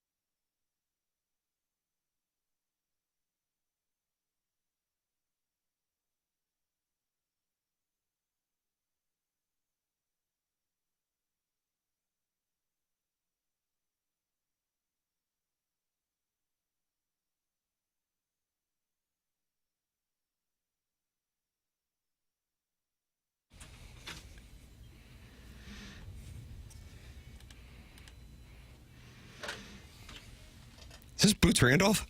You better believe it is, brother. Oh, Papers didn't even waste a word. He just pointed. Yeah, he pointed. He's saving his words. That's the Sophie Cunningham. TMA 101 ESPN shows presented by Brown and Crouppen on 101 ESPN and the TMA STL YouTube channel. 282 friends have gathered in that Form Energy YouTube chat. No Life Drew is talking to Mr. Seawalk and the TMA Remote Lamp and STL Chris. And they're all talking to the hairy hog, Doug, who's talking to Bobby Winston. Bobby Winston's a Martin Lemming. Martin never makes a mistake. How about that? Wow. That's a first. It's an endorsement. It's an endorsement like this one, 100 West Dental and Dr. Brandon Pryor. Of course, where you can go for your dental needs. But now, if you are dealing with sleep issues, Dr. Pryor can help you out with that as well. Go to 100westdental.com or check out the offices on Manchester, in Baldwin, right across from Munganest, St. Louis. Acura, that's where you will find Dr. Pryor and his team. Papers and I already regularly go to 100 West Dental. But if you're having some sleep issues, he treats sleep apnea with custom oral appliances, and it's an alternative to a CPAP, so no mask and no machine. For the right candidates, if you think you might have a sleep issue or you've already been diagnosed, they'll do a complimentary consultation to see if it's a fit. It's 100westdental.com. Dr. Brandon Pryor and his team at 100westdental.com. Tim McKernan, Doug Vaughn, Martin Kilcoyne. Little Jackie Papers is back. And Doug, is he better than ever? Well, he's on the mend. He's on the mend. We're not going to put him on the IL. I'll be all right. But he may still have to come off the bench. I don't know that he's starting tonight. Lost your vacation, though. That sucked. That sucks. And it's a family vacation. That part sucked. But I so rarely get sick. But when I do get sick, I get really sick. Yeah. It sucks. But, could be worse. I thought about offering to bring something over. Of course, I didn't. But I thought about it. No, there's nothing to bring. Would you have wanted me There's nothing to bring. Chicken soup. No, it would have hurt my throat. Everything hurt. Okay, so I made the right decision, Doug. I thought about it. You're never wrong. The only thing that was going down easy was like smoothies. So I had like 100 smoothies. I'm starting to think the guy who said Martin's never wrong was probably a shot because we were pointing out that A-Rod made a mistake. And I'm wondering if he said, oh, well, you're never wrong. Which reminds me, I'm getting on the gram, Tim, because every time you send links and people send me, I can't open them. So I'm getting So you're on the Instagram now. On Instagram, it's the Kilcoyne Conversation. And I got to go follow. Now I got to start doing stuff on there. Well, it's available, but 9-year-old Holden is more savvy, tech savvy. Doug, this will surprise you than you or me combined. Yeah, it doesn't surprise me. So he goes on there the other day, he goes, oh, I found an old picture of you. And it was some post from St. Louis Media History. I don't know the site. And it had a picture of me at 5'9", and Holden said, the first comment on here says, not a fan. How'd that feel? He thought it was hilarious. That was the first comment. Not a fan. Doug, I'm following the Kilcoyne Conversation. Are you really? There it is. I got to get going on that Instagram. But, Tim, they're not all happy. No. What? Big Tuft. Yeah. Are we going to talk about the World Cup at all or just some stupid MLB exhibition? Okay, knock it off, Tuft. Wow, fella. Knock it off, all we can Tuft. do is go to the phone lines and see what we have. They're the Callier and Thompson phone lines. We're friends. Doug, they feel free to drop in at any time. Ours is the type of show where friends feel free to drop by at any time. That's right, and we welcome them to do so. Callier and Thompson phone lines. Who do we have on there, Chairman Kurt? You guide us on them. I mean, you handle the phone lines. We just sit over here and talk. I didn't speak with the gentleman, so I'll let him say his name if he'd like, but I'd like to go to line 2. Jackson, line 2 on the Callier and Thompson phone lines here on 101 ESPN and the TMA STL YouTube channel. Hey, good morning. It's John Rice, the troublemaker from Cape Girardeau. Troublemaker. Jackson, you have John Rice saved in the Air Comfort Service text inbox as John Rice, but then in parentheses, troublemaker. Nice. Sounds about right. Do you remember why you said that, Papers? Because John was sideways with us, and so you just labeled him, in the parentheses, troublemaker. I don't know. I can't remember the reason. Okay, fair enough. John, how are you? Well, I'm doing good. I just want to call and say nice job last night on the home run derby from Walker. That was amazing. Sure was. Did you watch the whole thing? I watched the whole thing. I was glad to tell those Philadelphia fans to stick it. Oh, wow. God, watch your That's why language. he's got the troublemaker label. Yeah. That's right. Well, there was a Rice in the home run derby. Did you root for him? I did a little bit, yeah. It was pretty cool. Okay. So, Possible. yeah. Relative, I just want to say again, with my experience meeting Martin a couple weeks ago, he's a pretty cool dude. We had a lot How of about that, Martin? Another endorsement. It's a big day for me. We were at the hat stand. Carson was picking out a Navy cap. Right. I was on my way to the concession stand, get some drink. I was like, that's Martin Kilcoyne. I got to stop and say hi to that guy. I see him every day. So. Do you live in Cape Girardeau, but you go to a lot of Cardinal games? I go about 20, 25 games a year, yeah. Wow. That's a commitment. Oh, yeah, I'm a huge Cardinal fan. I went to my first game in 79 with my dad. I was 7 years old, and I've been in love with the Cardinals ever since. So. See, so you see he's a younger man than we guessed. Him, and that offended you a little bit, John? Yeah, I'm sorry, John. I apologize. I did that with... I'm only 54. Yeah. I don't look that old. And you said you're from Cape Girardeau? Yes, sir. That's a long way to come up to all those Cardinal games. A lot of That's driving. about an hour and a half, hour and 45-minute drive. It's All not right. too Well, bad. sorry I brought it up. That's okay. No problem. I work for jury, so I can get pretty good discounts on rooms up there, so it's not too bad. Oh, there you go. He's got it all figured out. Well, John, are you bullet? Do you think this is it? Jordan Walker is the real deal. Are you now convinced? Oh, yeah. I've been supporting him all 4 years. I never give up on my guys, so I was hoping he'd rebound, and now you got to give him an extension now. Yeah, you got to. Did you give up on Nolan Gorman? Not yet, but I tell you what, he's only hitting, 124 right now. I'm hoping he rebounds, but it's been a tough year. Yeah. So I went down to Memphis a couple weeks ago, 4th of July weekend, in 2 games. He was 0 for 9 with 6 Ks. So that was tough to watch. Yeah. There we go. A little field report. I like that. This is John Rice is our scout on the ground. Right. Yeah. John, we appreciate the time as you are not a troublemaker, Jackson. I think you can edit that name in the Air Comfort Service text inbox. No, Jackson's a cool kid. I'm glad he's feeling better. Welcome back, kid. That's John Rice is a delight. Now he's a delight. And a huge Cardinal fan. What a pivot from troublemaker to delight. Thanks, John. Hey, thanks, I appreciate it. Have a good day. All right, John, All you too. right, There's John. John Rice. Doug, not a troublemaker. No, not in the least. That's right. It just seems like a lot of driving if you're going to go, to 24 Cardinal games. But he works for Drury, so then he gets a little bit of the hookup, I guess. Yeah, that's nice. Let's see. Larry is next on the Collier and Thompson phone lines. Is that correct? Was this the Larry? Larry, good morning. You are on TMA with Doug Vaughn. Hello, Larry. Good morning, guys. What's up? There's that Larry. All right, great. Larry, were you watching the Home Run Derby, or like Doug, were you watching Raw? I was watching both. Both of them. Picture in picture, Doug. What wonderful technology. Yeah. I can't figure that out yet. I was watching Jordan Walker whoop that trick on my TV. Wow. And I was watching Would have thought. I was watching Raw on my computer. Oh, were you really? How about that? Push into that one. Okay. Jackson, how'd you handle that with the dump button? I mean, that that's was kind of a surprise. Just so you guys know, that's a wrestling reference. Trick Williams. Of course. Sure. No. Trick Williams. The FCC will understand. Larry, Doug was watching. He made the mistake of watching the Home Run Derby last night, so you're going to have to recap him here. Doug, how many times have you been wrestling? How many times have I been? No, missed. Missed? Oh, every week for about 30 some odd years now. You need to pull it up on the bootstraps and watch it once in a while. Oh, brother. Well, what did I miss last night that was decent? They had a gauntlet match to determine the number one contender to the men's Intercontinental Championship at SummerSlam. And what is a gauntlet match again? I've probably asked in the past, but I've forgotten.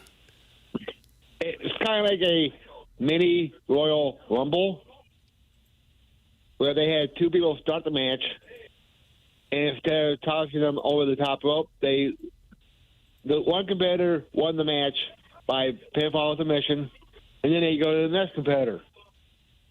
The same guy is in there. Huh? The same guy is in there. If you win, you stay in, and they bring in someone else? Yes. It doesn't seem fair. Well, it is fair. Judge and jury. Well, anyway, the 2 people that started the match was Dominic Mysterio and Joe Hendry. And, of course, Dominic was wanting to win the gauntlet match so he can win back his Intercontinental Championship that he lost. Of course. Yeah. So he become a double champion again. I see. Okay. And did he do it? Nope. No, he did not. Okay. I didn't think it sounded fair. There is the answer to your question. Okay. And the winner of the gauntlet match and to face Penta for the Intercontinental Championship at SummerSlam is Minnesota's own Chad Gable. Chad Gable. Yes. Minnesota's own. Right. Okay. Unbelievable. He is one of two people that were born in Minnesota. The other one is Brock Lesnar, who is going to be facing Oba Femi, who won the King of the Ring in a Hell in a Cell match. Gotcha. Okay. Again, I'm enjoying it. Yeah, well, me too, Base Burglar. Enjoying it. Larry, you have the top 5 countries available. Yes, I do, Tim. Thanks for asking. Number 5 will be Australia. Number 4, Brazil. Number 3 will be Greenland.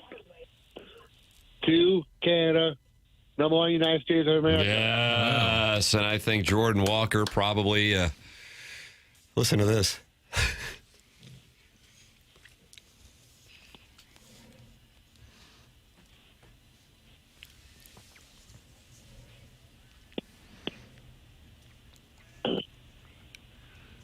That's the celebration music is America is named number 1 by Larry Nickel here. Yeah, I like that. Larry, you got a texture. Mr. Nipples says Larry is on point this morning. He is having a big show. Larry, God bless you, and God bless these United States of America. Yeah, God bless America. Welcome back, Jackson. How about that? There it is. They're celebrating in St. Louis. Why is it because Jordan Walker? No, it's because Jackie Papers is back. Glad to be back. Got a limited in his wordage. That's correct. You are welcome to participate, just like Larry did. 314-974-0101 is how you can call in. Callier and Thompson phone lines, of course. Text in 314-399-9646. Open up the YouTube app, type TMA STL, subscribe to the channel. 7,040 friends have subscribed, and 300 on the nose are in there talking like MD 2020 and the overbearing sports dad who says ravishing Rick Rude was from Minnesota. Vinny Favorito, CBS 920 is also in there talking, and that is a delightful conversation going on in the Form Energy YouTube chat. The celebration in St. Louis, not just about Jackson's return, but also Jordan Walker shutting up Philadelphia last night in dramatic fashion. Here is Jordan Walker post-game. And Papers, we have the one with his father interacting. How about this? His father, a true delight, Doug. Okay. Still booing you. What's it like to have 40,000 people boo you? I was once told you don't boo nobody, so it feels pretty good. Yeah. That's right. How about your dad, Derek? Get over here. Yeah. Get over here. How about your boy? Oh, he was awesome today. I just loved everything about it. Just his attitude, his approach, the smoothness, his swing. Looked like his dad. But yeah, he just did a great job. We're so proud of him. We're proud. You told me at 6 years old he hit a home run and hit his grandma's car. When did you know he could be this? Oh, man. So that was an indication there. That was one good indication. I think, again, from early age, he always loved the game. He always loved to play baseball. He loved to sleep with his glove. He always had a bat. We traveled with it all the time. He, ate, slept, thought baseball. And he just kept progressing. He just kept getting better and better and working on his craft. And again, we can't be more proud. You said you were so nervous, Jordan, coming in. You fooling me? You didn't look it. No, absolutely was nervous, man. Hold on 1 second. Ryan Howard with the chain. Love bling from Ryan Howard.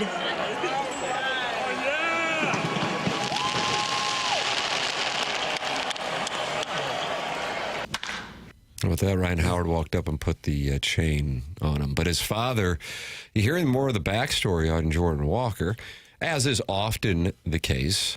These players who ascend to greatness and experience success, the capacity that Jordan Walker and probably everybody on the field last night experienced, they show signs of being prodigies at a young age, but also what Walker had, according to his family, who were telling these stories last night, is the greatness at a young age, but also just loved the game. And that's what his grandma was talking about, that they were looking for spikes for him before they made spikes that size. That's how much he loved playing the game.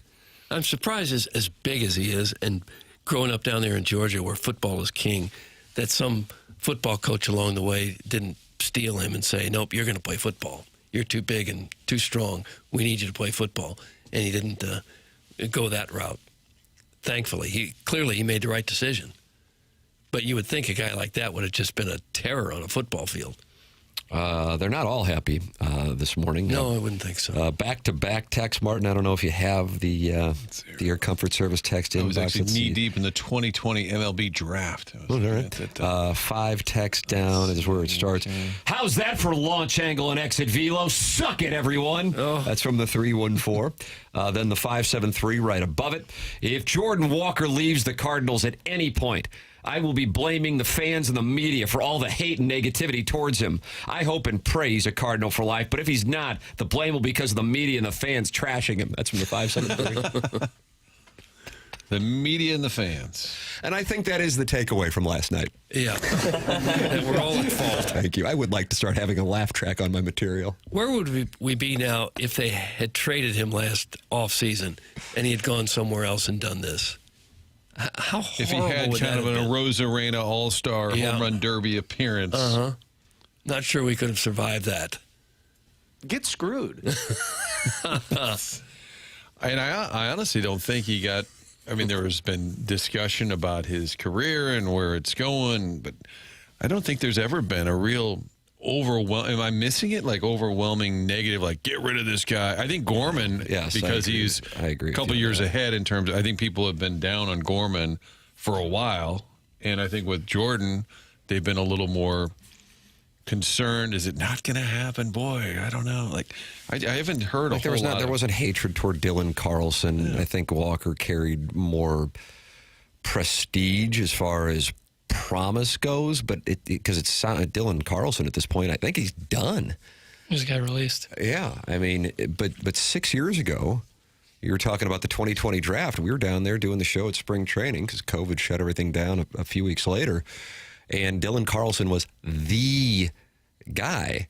And so I think, if anything, if we're actually going to tend to this text seriously, was more of, oh man, the Cardinals had another guy and he didn't develop. Is this a Cardinal problem? Because there have been a number of guys with promise. If you want to go back to Colby Rasmus, the Tavares situation, total outlier because of what took place tragically.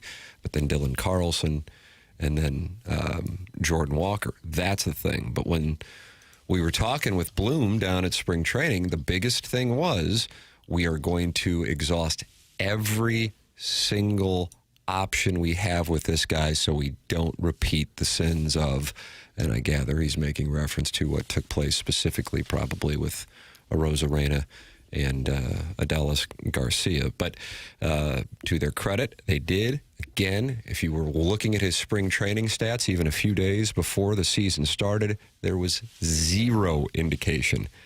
That's the part, to me.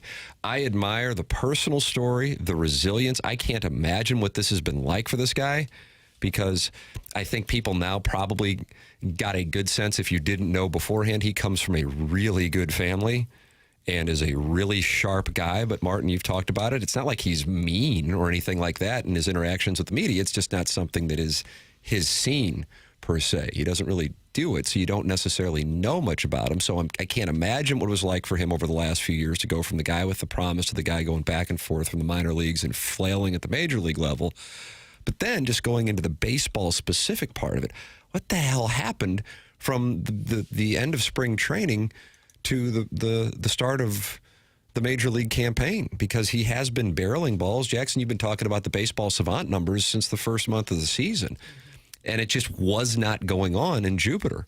So this has been a major change, not just over the offseason, but from spring training to the major league season. So you have that part as well. This is a significant outlier. Mark, you were making with the comparison or trying to draw a comparison. The Warner thing is an outlier also because of he wasn't even playing and he was in the Arena League. It wasn't a high draft pick. Right. He was literally out of nowhere. The only thing I said was a reverse Ankiel, where instead of bursting onto the scene and being great, you were the opposite. And for Rick, unfortunately, it went the other way. And then he had a rewrite to his career, too, which makes it an even different story. I also think for Walker, what was probably really hard mentally over the years when he did struggle, he's real close to Mason Wynn. And all of a sudden, Wynn's career got on track. He's at the big league level, and there was one summer where Walker was down at Memphis for, at least 2 months. And I remember talking to people at the Cardinals, is there any concern a guy just is in the tank mentally? I would think that's probably where Gorman is now. And my thought was, you're a human being. You're in Memphis riding the bus to Little Rock or wherever, and the Cards are in New York, and they're staying at the Ritz. And your buddy, you're texting and FaceTiming and talking to Mason Wynn. Oh, got to go. We're on our charter flight to L.A., and we're at Dodger Stadium tomorrow. And you're like, oh, my God, I'm getting on another bus.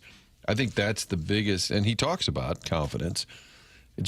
I'm sure it not killed him because they're really close, but it was probably hard to see his good buddy kind of figure it out at the major league level. Not that Wynn's an all-star, but I think that's another piece to it. I don't know that they'll ever. I've tried to get interviews with Casey Chenoweth, and they've kind of just held off. And I would love to know the best interview would be if the two of them would sit together, because Walker has consistently mentioned Casey. So I wonder what it is between the two of them. I mean, and not that that's the only thing. Putting in the work. I think the Cardinals over the last couple of years say, hey, man, if he puts in the work, and he came in lighter this year, lost the weight, and kind of bought into what they were telling him. Now, I think early on they were probably they've said too many voices.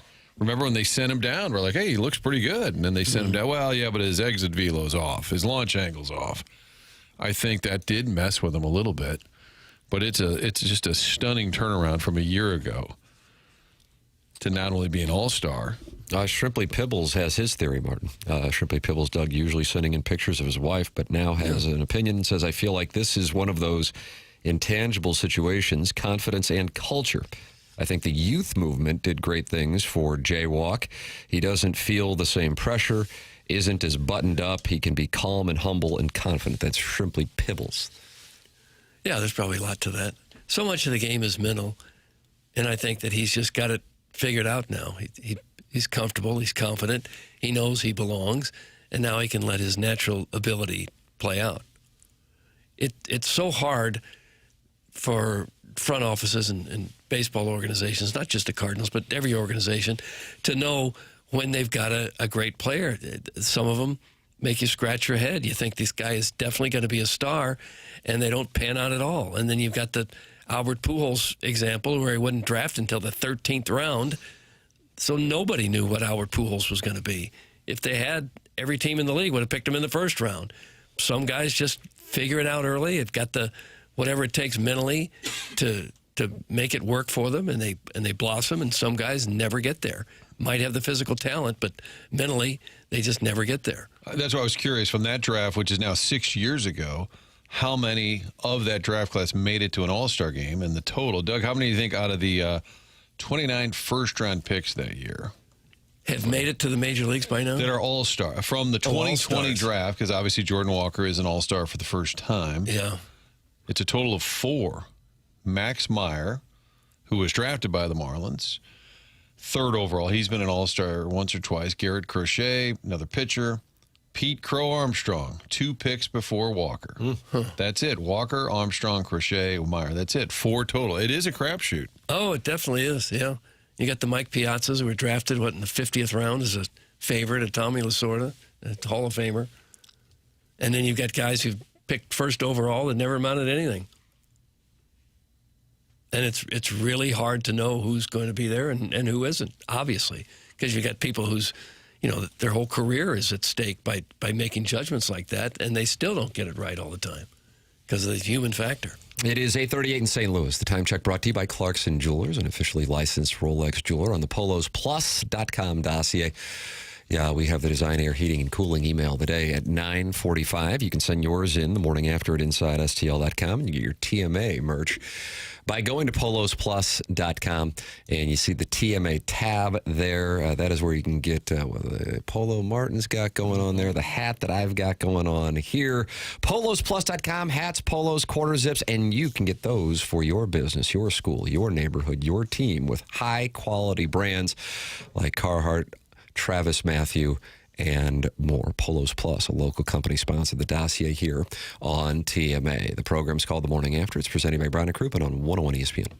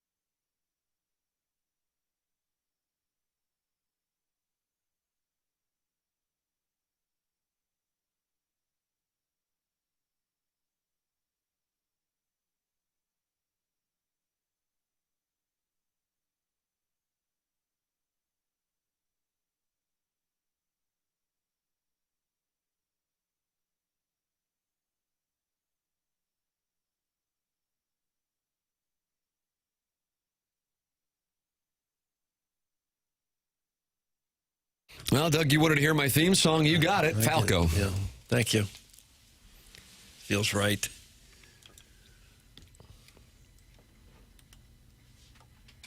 I never gave up on Walker.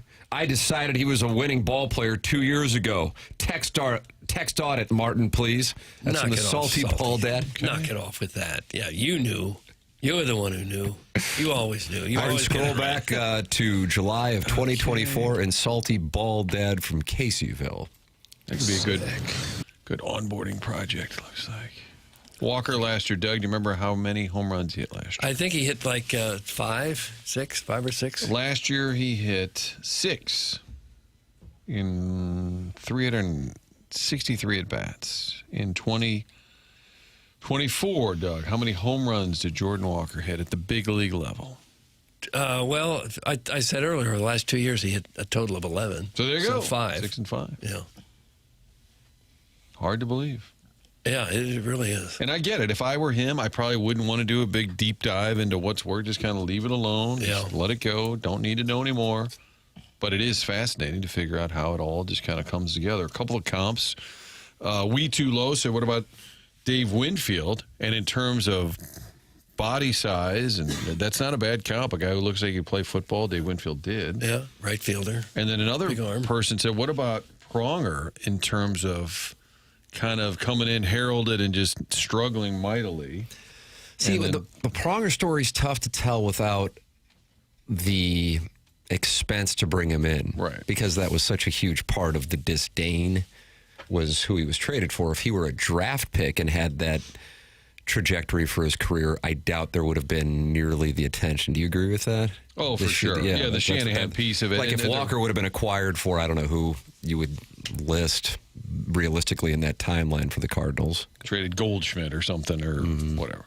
But yeah, I just think in terms of high pick, when's it going to click? When are you going to kind of get to that level? But that's also a really high bar. Guy who ends up in the Hall of Fame. Not a good comp, Martin. Not a good comp. You can hear him now. You can text in 314-3999-646. Save it in your phone, and you're texting into this program anytime you want. It's go to the Air Conference Service text inbox. Call in. Many friends have been calling in today. The Collier and Thompson phone lines, 314-974-0101, and talk it over in our Form Energy YouTube chat. The Polos Plus dossier has the Design Air Heating and Cooling email today coming up at approximately 9:45 on this program. I think what took place last night has, because of, again, I keep emphasizing this part of it, the surprise element. But the surprise element has multiple different layers to it. Number one, just Jordan Walker being in the home run derby at the start of the year would have sounded really strange. And then he was. Number two, Jordan Walker being in the semifinals, I think, was something most people, including other ball players, wouldn't have expected. I saw all these clips. I would imagine you guys probably did as well yesterday with the All-Stars being interviewed. They kind of set up like the Super Bowl media day where media can just go up and ask them any questions. And I didn't see one of them even mention Jordan Walker. It was, of course, Schwarber and Harper, understandably so, and a lot of Caminero. That's where the focus was on who was going to win. I think I don't even know if people would have been able to name who all 8 would have been, and included Jordan Walker in there. So you had that element. Then you had to go up against Schwarber, which meant you were going up against the hometown favorite, which meant you were going up against the ultimate as far as the heel sports fan in the Philadelphia sports fan. And then on top of it, you now have to rattle off 4 straight home runs with no room for error in the absolute crosshairs of that fan base, with Kyle Schwarber and Bryce Harper standing 20 feet away from you, pulling against you. And you did it all. And you did it all as a guy who was hitting $167 with no home runs with 3 spring training games left after hitting 6 all of last year. The story in that sense is why an exhibition for something as benign relative to the outcome of the season, a home run derby, has the significance that it has for baseball fans, but specifically for St. Louis Cardinal fans. And I think also, taking it from a bigger picture standpoint, Jordan Walker's relationship with Cardinal fans going forward, that now goes up significantly. And I think for young people and their love of baseball, unless it's going to be some kind of significant playoff moment in October, the best way to get kids talking is to have something like what happened last night, because the chances of kids sitting around and watching a full baseball game, and when I'm talking kids, I'm not talking 15 years old, I'm talking single digits, they're going to watch a home run derby more than a baseball game, I think, and pay attention to it more than a baseball game. And so to have that drama that Barry Bonds called the best home run derby he's ever seen, and then to have a Cardinal do that up against it like he was, that I think can have a domino effect on young Cardinal fans throughout the St. Louis area and throughout the region, and create a rapport now with both Walker and the newly long-term contract signing of Jordan or J.J. Weatherholt. So in that sense, I really think last night was a significant moment for something that I never would have seen coming 5 months ago, much less even just a couple of hours when that thing started. It was a great thing, and I'm super happy for both Walker and the Cardinals, but also a lot of kids, I think, who fell in love last night with Walker and what they saw. Speaking of kids, I saw you posted a video of your 4-year-old watching it, and with each home run, he'd take a golf club and start pounding on the couch. Those are his fireworks. Yeah, that's how he makes he does this. When I pitch to him in the backyard, he runs around the bases after hitting a home run and does fireworks, and then he slaps imaginary high fives in the dugout. Sure. So last night, he was hitting with a plastic golf club on the couch for his fireworks. Okay, at least it was plastic. Right. So the couch survived. A couple more years, that won't be a plastic golf club. That'll be a 5-iron. That's correct. Well, yeah, he was the one who, when my son got the Lars Nootbaar foul ball on Saturday night, he was the one who then proceeded to beat the hell out of his older brother in the row, to the delight of the fans around us. Sounds like he's going to be a snoot fan. It will be fun to see if Walker jersey sales, that used to be a metric for how popular a guy is. I would love to know, because there's probably already a million Bryce Harper jerseys out there. Everybody's got a old school Jeter or whatever. I would love to see if this leads to some Walker jerseys with younger kids after the show he put on, the circumstance. And I think for him to look around surrounded by the best players in the game currently, and then when it's over, you're just sitting there hanging out with Barry Bonds and Albert Pujols, and they're talking about how great you are. I mean, those guys are bigger than any of the current stars in terms of what they did with their careers. Hey, Mo, get us Bryce Harper.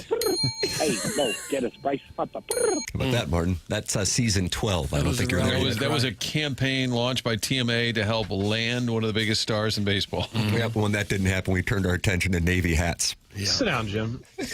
Mo didn't take the advice given. Guys, the backwards hat gave Griffey Jr. vibes. That's from Edges and Stripes LLC. And they cut to Griffey in the stands when he was making his run. Did you guys see that? With the backward hat on it, right? Yeah. He beat McGuire in '98, right? Griffey did. In the Derby? Though, do you think Alan Craig is? What about Alan Craig? Do you think he feels like he's been overshadowed? Was it Coors Field in '98? McGuire, I think, really struggled in the Derby, right? Because there was a lot of pressure on him to just come out and put on a show. But Alan Craig probably watched that last night and probably said, why isn't anyone talking about me? Furious. I agree with you. Wish I had Tim money to afford Netflix and be able to watch the Home Run Derby. That's from Evil Calvin, who throughout the morning, Martin, I know you enjoy a good text audit, has been complaining about everyone being able to pay $25 a month for Netflix. How was everyone able to watch the Derby? Jesus. Well, I'm sure it was a factor for some. A lot of people who would have wanted to watch and couldn't, I'm sure. You don't pay no $25 a month for Netflix. You pay $25 a month? No, I'm not even sure what I pay. That's like if you want what is it, 10 or 15? 4K UHD with no ads. Is that right? Yeah, I think it's like $9. I tried. I got home late, so I watched it after it was over, and I was fast forwarding through Netflix, thinking that's not Walker, that's not Walker, that's not Walker. Then I did a commercial. I'd have to sit through 7 minutes of commercials where I couldn't speed through it. So I'd sit there for 7 minutes. The commercial's over. Then I'm fast forwarding. That's not Walker. Where's Walker? That's not Walker. Oh, another commercial break. Sit through another 7 minutes of commercials. I was throwing the remote. I want to watch it on YouTube. Evil Calvin, does that make you feel better? You hit your couch with a plastic golf club? I would. If I'd had one, I would have. You know, if it's on network TV or cable TV, you can fast forward through the commercials while you're scanning to see what you want to see. Not on Netflix. Nope. You hit that commercial break, 7 minutes. For that reason, now that I think back, I'm not going to be much good to you the rest of the Wow, night. in hindsight. So you're out. Now you're out. I'm out. I am a bad boy, and I'm testing things. This was you last night with Netflix. And the good news is, Doug, you've only got 3 more hours to go. Yeah. I sat through at least 21 minutes of commercials only, just trying to watch Jordan Walker hit some home runs. So I gave up and watched it on YouTube, which I should have done originally. So I had it bad, and that wasn't good. And I know somebody, may or may not be in the room, but didn't have Netflix, but somebody was TikToking live the coverage of Netflix. So there's is that right? There's always a workaround. That's how I watched it. There you go. There's somebody in the room. I didn't know if I should out you, Chairman. Oh, you were talking about me? I didn't know if that was legal to do or not. About that. God, I love that play-by-play guy. That's really Hurricane! What a goal! This guy's world class! He's world class! Hurricane! Hurricane! Kind of getting tucked by Bellingham, isn't he? He is. You got France and Spain, 2 o'clock today. Can't wait! Can't wait! On the 2 Fox. I hate this at 2 o'clock. You do? Yeah, which is a night game. I get that for France and Spain, they are fired up. Pregame at noon. Papers, you've been on a heater with your World Cup plays. Yeah. Do you have anything for France us to advance. France to advance. Doug, easy to remember. France to advance. Let me get in your pants.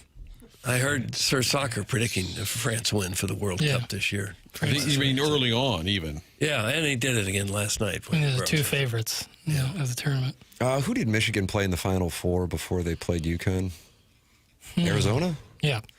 And I recall, I think on this program, we said most likely whoever wins the Michigan-Arizona game is going to win the whole thing. Illinois fans, of course, didn't enjoy that because they were on the other side of it. It wasn't personal. It was an observation. I think the sense is whoever wins this afternoon is likely to win. But, I mean, similar to Illinois and UConn, I wouldn't have been floored if Illinois or UConn would win, considering the caliber of the teams on the other side. But I think that this is the matchup that most around soccer think is going to determine the eventual winner. Yeah, almost certainly, I would think. But, yeah, France to advance today. Can we get this English guy who does the play-by-play? Yes. Can we hear his call tonight, too? Sure. Will there be a snippet available? Yeah. I hope so. It's fun. They don't teach you that in broadcast. No. Maybe it's Syracuse, but not in Missouri. It's been a great World Cup, but the top 4 in FIFA World Rankings are in the Final 4. I would like to see a class at a university where they're teaching future sportscasters to develop a catchphrase. That could be an interesting class. See a bunch of college kids doing that. 299 friends are in the TMA STL YouTube chat, and that's on the TMA STL YouTube channel. Subscribe to the TMA STL YouTube channel and talk it over in the Form Energy YouTube chat. Tim McKernan, Doug Vaughn, Martin Kilcoyne. Little Jackie Paper's glorious return is right here and right now. Chairman Kurt fielding phone calls and filtering emails for our Design, Air, Heating, and Cooling email of the day. The program's called TMA. It's presented by Brown & Crouppen on 101 ESPN.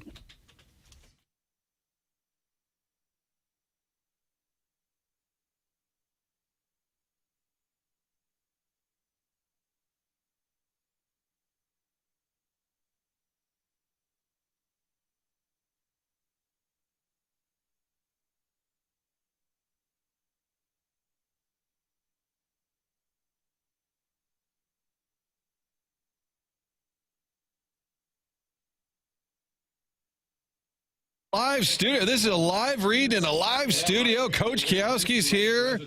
How about that? AutoLoanPro.com is the website to head to. You can get a vehicle for little to no money down. Best rates available. They do that by working with over 50 different lenders. AutoLoanPro.com. All those vehicles on the site. They're part of the Lita family. They've also got that free playbook. You can download the playbook. Helps you understand better the credit industry and get you into the car of your choice. in the future. Financing a car can get difficult. Only thing you need to know is to choose the pro. AutoLoanPro.com. 50 different lenders. So if you've got a circumstance or situation, a little hiccup on the resume, doesn't matter. They'll get you that car, pick it out online, and then just know little to no money down. That's what AutoLoanPro.com will do for you. Get online and pick out that car.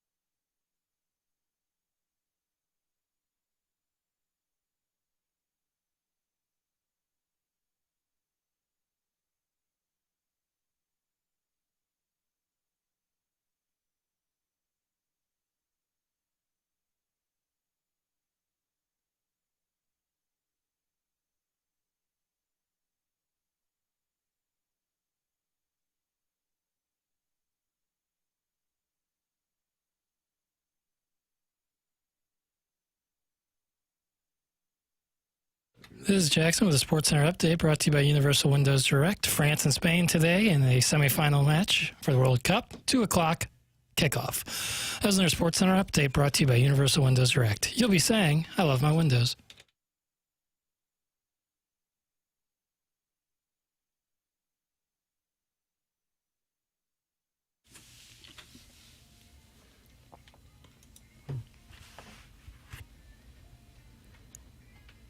Doug, you requested this. Why? I did, because I like it. Good enough answer for me. Mm-hmm. It's TMA 101 ESPN. Papers, what do we have? Le Bleu. Let's go Blues, a.k.a. Let's go French. Oh, there You're we rooting are. for the French. Yeah. On Bastille Day, is that why? I like Kylian Mbappe. I like some of the French players. I like Trent. Can you say I like Trent and somebody? I like Trent. Can you See, also, Doug, it is. A little slower. Could you say, I did not have sexual relations? Like Slick Willie. Yeah. That Tim said you sound like Clinton. Yeah, I would like I to feel hear like some there's a little play of the that hits today. from Bill Clinton. The program's called The Morning After. We are in the Mark Hanna Evergreen Wealth Strategies 9 o'clock hour. Mark Hanna is online at evergreen-ws.com. Coming up on our polosplus.com dossier at 9:45. We'll have the Design Air Heating and Cooling email of the day. Chairman Kurt filtering phone calls. And what Jason was on the line, but he's not on the line. And he wanted to talk about his experience watching it with his kids last night. From the 618, good morning. It is Woody from Columbia, Illinois. I love the show. Longtime listener. My son has had a Walker jersey since he came up to the big leagues. I'm sure jersey sales will go up big time, except for those suck asses in Philly. Oh. My son Jacob was pumped and sporting his jersey watching the Derby last night. His older brother and him were playing the home run siren. They play at Busch on their phones just about every home run. When Walker won, they played it at max volume. It was a great experience for Walker, and I hope he keeps up the hard work. I'm worried about his swing, though. Remember when Edmonds did the Derby? He didn't seem right after the rest of the season. I hope Walker continues his hot streak. Go Cards. # Navy Caps on the road. That is from Woody in Columbia, Illinois. And Chairman Kurt Dougie's doffing his Navy cap over there. He just doffed his Navy cap. I don't worry about his swing. I think that's overstated. I think you got to give the guy credit that he knows that he's swinging for the fences during home run derby and not always doing that in the game. I think they're smarter than that. I wouldn't worry about this. And one of the things they were making the observation of throughout the broadcast is, and Schwarber himself said it, Walker's was this compact line drive swing that looked effortless. Schwarber, as he said afterwards, he's just hitting these high traj bombs. That's a different kind of thing. I mean, for Walker, that's how he hits the ball. So I don't know. I mean, yeah, I suppose if you see him go into some kind of slump, certainly that is an understandable conversation.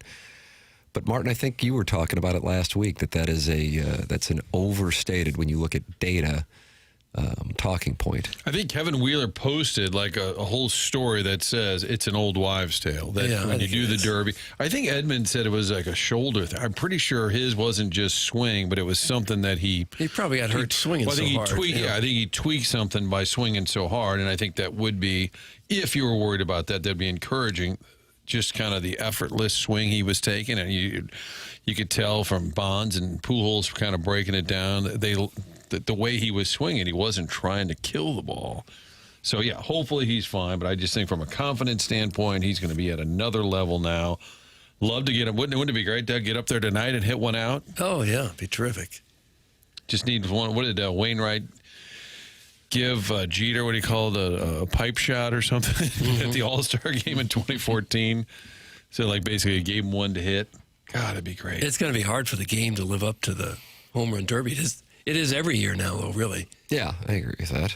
I mean, I'll be watching tonight. I'll be like, oh, yeah, I guess I know that guy because somebody's got him in our fantasy baseball league, but I've never really seen the guy play.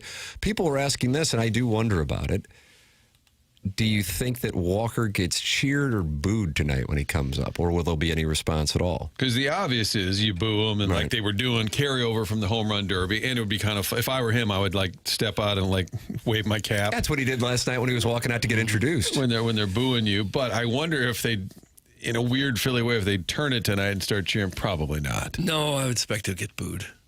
But I do think deep down, there's like, all right, respect. as I read that Jason Stark column from The Athletic this morning, and he drew the comp to Chris Carpenter in the 2011 Game 5. Said, what can you do? You know, this isn't a case where you had some kind of Don Dinkinger thing. This is a case where we put our best out there. We put our Roy Halladay out there. We put our Kyle Schwarber out there, and you beat us. I mean, and it's one thing, you know, it's obviously nothing against Chris Carpenter, but Chris Carpenter had been in the game for a decade at that point, and Chris Carpenter had won a Cy Young. This is a guy who a few months ago, we were wondering if he was going to be at Memphis to start the season, and is doing what he's doing, and did it in the face of that kind of adversity. So I think that for plenty of sports fans, and I would imagine they're getting calls and texts into WIP in Philadelphia this morning like, man, that sucked. But at the same time, you got to give him his respect. We played Schwarber earlier on in the program and his reaction, but I think it's worth playing again because, number one, it speaks to Kyle Schwarber's grace in defeat, but also his appreciation for what Walker did. What did you think of Walker's run? Did you think you had it? I mean, that was impressive. I mean, I didn't ever think I had it won because I know anything can happen, especially when it gets down to that last ball, right? And you know, the big one was that, you know, the ball hits the top of the wall there and snuck over, and I was like, ooh, that one's not good for us. And then obviously you get to the last ball, you just got to go 3 the tie, I think, or it was 3 the tie or 3 to win, and 3 the tie, and he went 4th to win. And you tip your hat to him. I mean, he was able to, I was saying they were willing against him pretty much, the distract him, whatever it is, to try to will that ball not to go over the fence, and he was able to slow it down and be in the moment there, and he was able to get the job done. And he was hitting some laser beams. Like, I was like, dang, man, I'm hitting these high fly balls, and this guy's hitting little laser beams out. But it was really impressive what he was able to do. Yeah, that it was. I see tickets for the All-Star game tonight as low as $1,351. Should we fly up there privately and then come back, or do a remote from there tomorrow? And if you want a seat in right field, lower right field stands, where maybe you'll get a home run ball, $5,275. Can you float that for me right quick? Yeah. Thank you. I'll Venmo you. Venmo for rolls. Chairman Kurt, I just opened up the Form Energy YouTube chat, and are you in a scrap with somebody? There's like shows going on with shows going on. Call in chicken tater, you fraud. That's what I see. Call in chicken tater, you fraud is what I see from Chairman Kurt. Who's chicken tater? That's a great question, Doug. We'll never know because he hides behind that name. He comes in once every couple weeks, insults some people, and then scurries away like the cockroach he is. Wow! Oh, gosh. This chicken tater's in your craw. What did Chicken Tater do here? What's going on now? Let me scroll up here. He had something to say about Martin. Why is Martin a complete ass? Is he compensating for his lack of talent? The bit where he messes with papers is getting old. And then I'm not going to say what he said next. Oh, he used the F word. F this, F that is what he said. No, that's a fair thought and a fair take, except I have not messed with papers at all today, have I? I'm an expert, you bitch. Hey, there. I would like context on that, even though I'm the one who said it. I don't remember. You haven't messed with me today at all. I know, buddy. I even offered to almost bring you food. Yeah, it was very nice. Guys, I let my 4-year-old stay up and watch it with me, and we were both really excited. He woke up this morning asking to watch Jordan Walker on YouTube. He didn't know his name before last night. A really fun night. That's from Larry Thornton, who used to produce sports at KSDK. Speaking of which, Frank Cusimano, friend of the program, texting. And he was talking about the clip that I posted on my Instagram of my 4-year-old running around last night. I think last night was a... Is Frank going to do a piece on a father and son named Tim? Was a and then off to the side, the 8-year-old mad that the 4-year-old who's swinging his golf club like a baseball bat is complaining about him blocking his view. Doug, I didn't include that. Yeah. In the Instagram post. You wanted to hear from Big Al? You got it! Okay, good. Here's Big Al on the Callier and Thompson phone lines. Morning, Big Al. Here's what I got to say, Tater Salad. I'm on Twitter as the one and only Big Al in the STL. All you got to do is hit me up, hit me the address, and I'll be there, and I will smash you into smashed potatoes. You don't mess with these people. You ain't got nothing else to do besides act like an ass and get off the dang YouTube, and everything else. You're nothing but a blankety blank. Fill it in, Taters. How you doing, Jack? How you doing, buddy? Oh my God. Fill in the blanks. I like that. Are you still sick, little buddy? I'm all right. You sound terrible. No doubt. What do you got? Asian flu? No. All right. I'm worried about you. Big Al, I appreciate it. So they came after me, and then you came on strong, buddy. Oh, yeah. Tater, I'm on X. I don't care. I am 64 and there's so much more. So if you want your ass whipped by an old man that beat cancer, I'll beat you worse than I beat cancer. And ask cancer how that felt. Oh, all right. I gotta go. Okay, sorry to bother you. Oh, Jackson called Big Al. He wanted to call him. I love Big Al. Rack him. I love Big Al. gosh. You don't see a whole lot of 64-year-old enforcers, but we've got one here. Looking to scrap. I like that. But then he's got to go. Yeah, he had to go. You can email in the morning after at InsideSTL.com. 4-hour Design Air Heating and Cooling email today. Doug, you have any thoughts on Design Air Heating and Cooling? And that's Seth Goldkamp. Well, the thought would be if you have any kind of problem with your air conditioner when it gets really hot in St. Louis, Design Air is really the only company that you need to know, and that's been the case here for a long, long time. They started in St. Louis way back in 1904. They have got this figured out. Seth Goldkamp, fourth-generation, family-owned business. They've got technicians that are simply known as it's the home of the handsome repairman. That's what Design Air is. You don't know who you're going to get. You might get the heavily muscled and highly regarded Brian. You might get the Silver Fox Larry. Whoever it is, they'll get you fixed up. Toot sweet. That's what they believe in. At Design Air, they believe in honest work. You're never going to be sold something that you don't need. So whether you're dealing with the heat this summer or the cold when winter rolls around again, they've got your back with dependable service and no pressure solutions. Ask them about that regular maintenance plan where they'll come out before you have a problem. Make sure that your HVAC system is working as it should. Visit designairservice.com.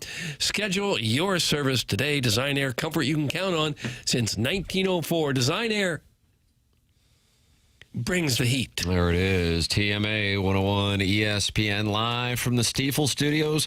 Tim McKernan, Doug Vaughn, Martin Kilcoyne, little Jackie Papers playing her today like a champion. Chairman Kurt talking it over with the callers on the Callier and Thompson phone lines and filtering through our emails for the upcoming Design Air Heating and Cooling email of the day. It's TMA 101 ESPN.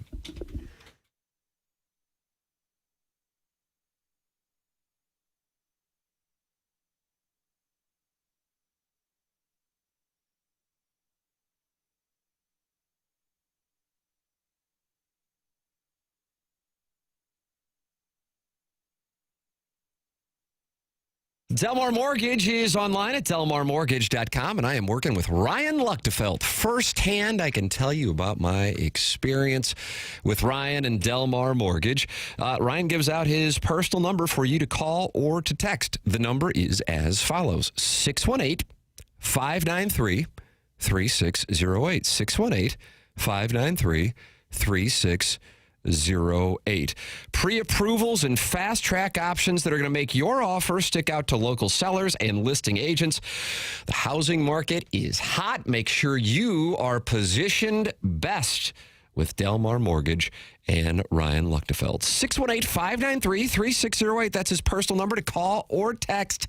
And then go online at delmarmortgage.com. Delmar Mortgage, that's a 60-year-old family-owned business. Ryan has been working with Delmar Mortgage for more than a decade. He's been in the industry for more than 2 decades, and you can reach out to him by calling or texting his personal number, 618-593-3608, 618-593-3608. Ryan Luchtefeld and Delmar Mortgage.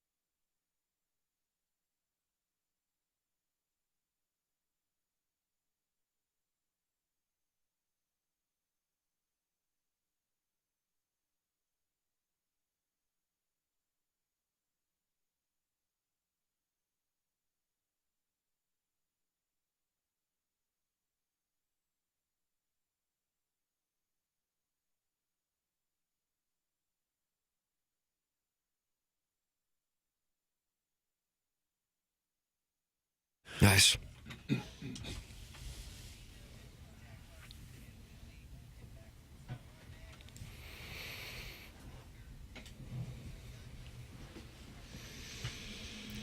Fried.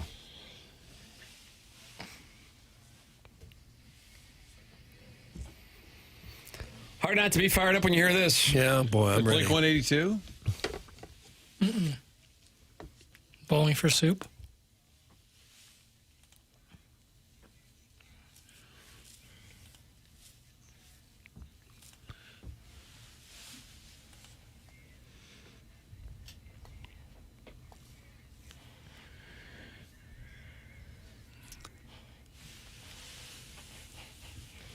You know, every time England wins the World Cup match, they all link arms and sing Wonderwall to the fans. That's right. I'd like the Cardinals to link arms and start singing this too. Yeah. Nope. When you hear just a raw talent, I just can't wait to see Dustin May do it. You wonder why this guy didn't become bigger on a national level. I agree with you on that. But listen to the vocals.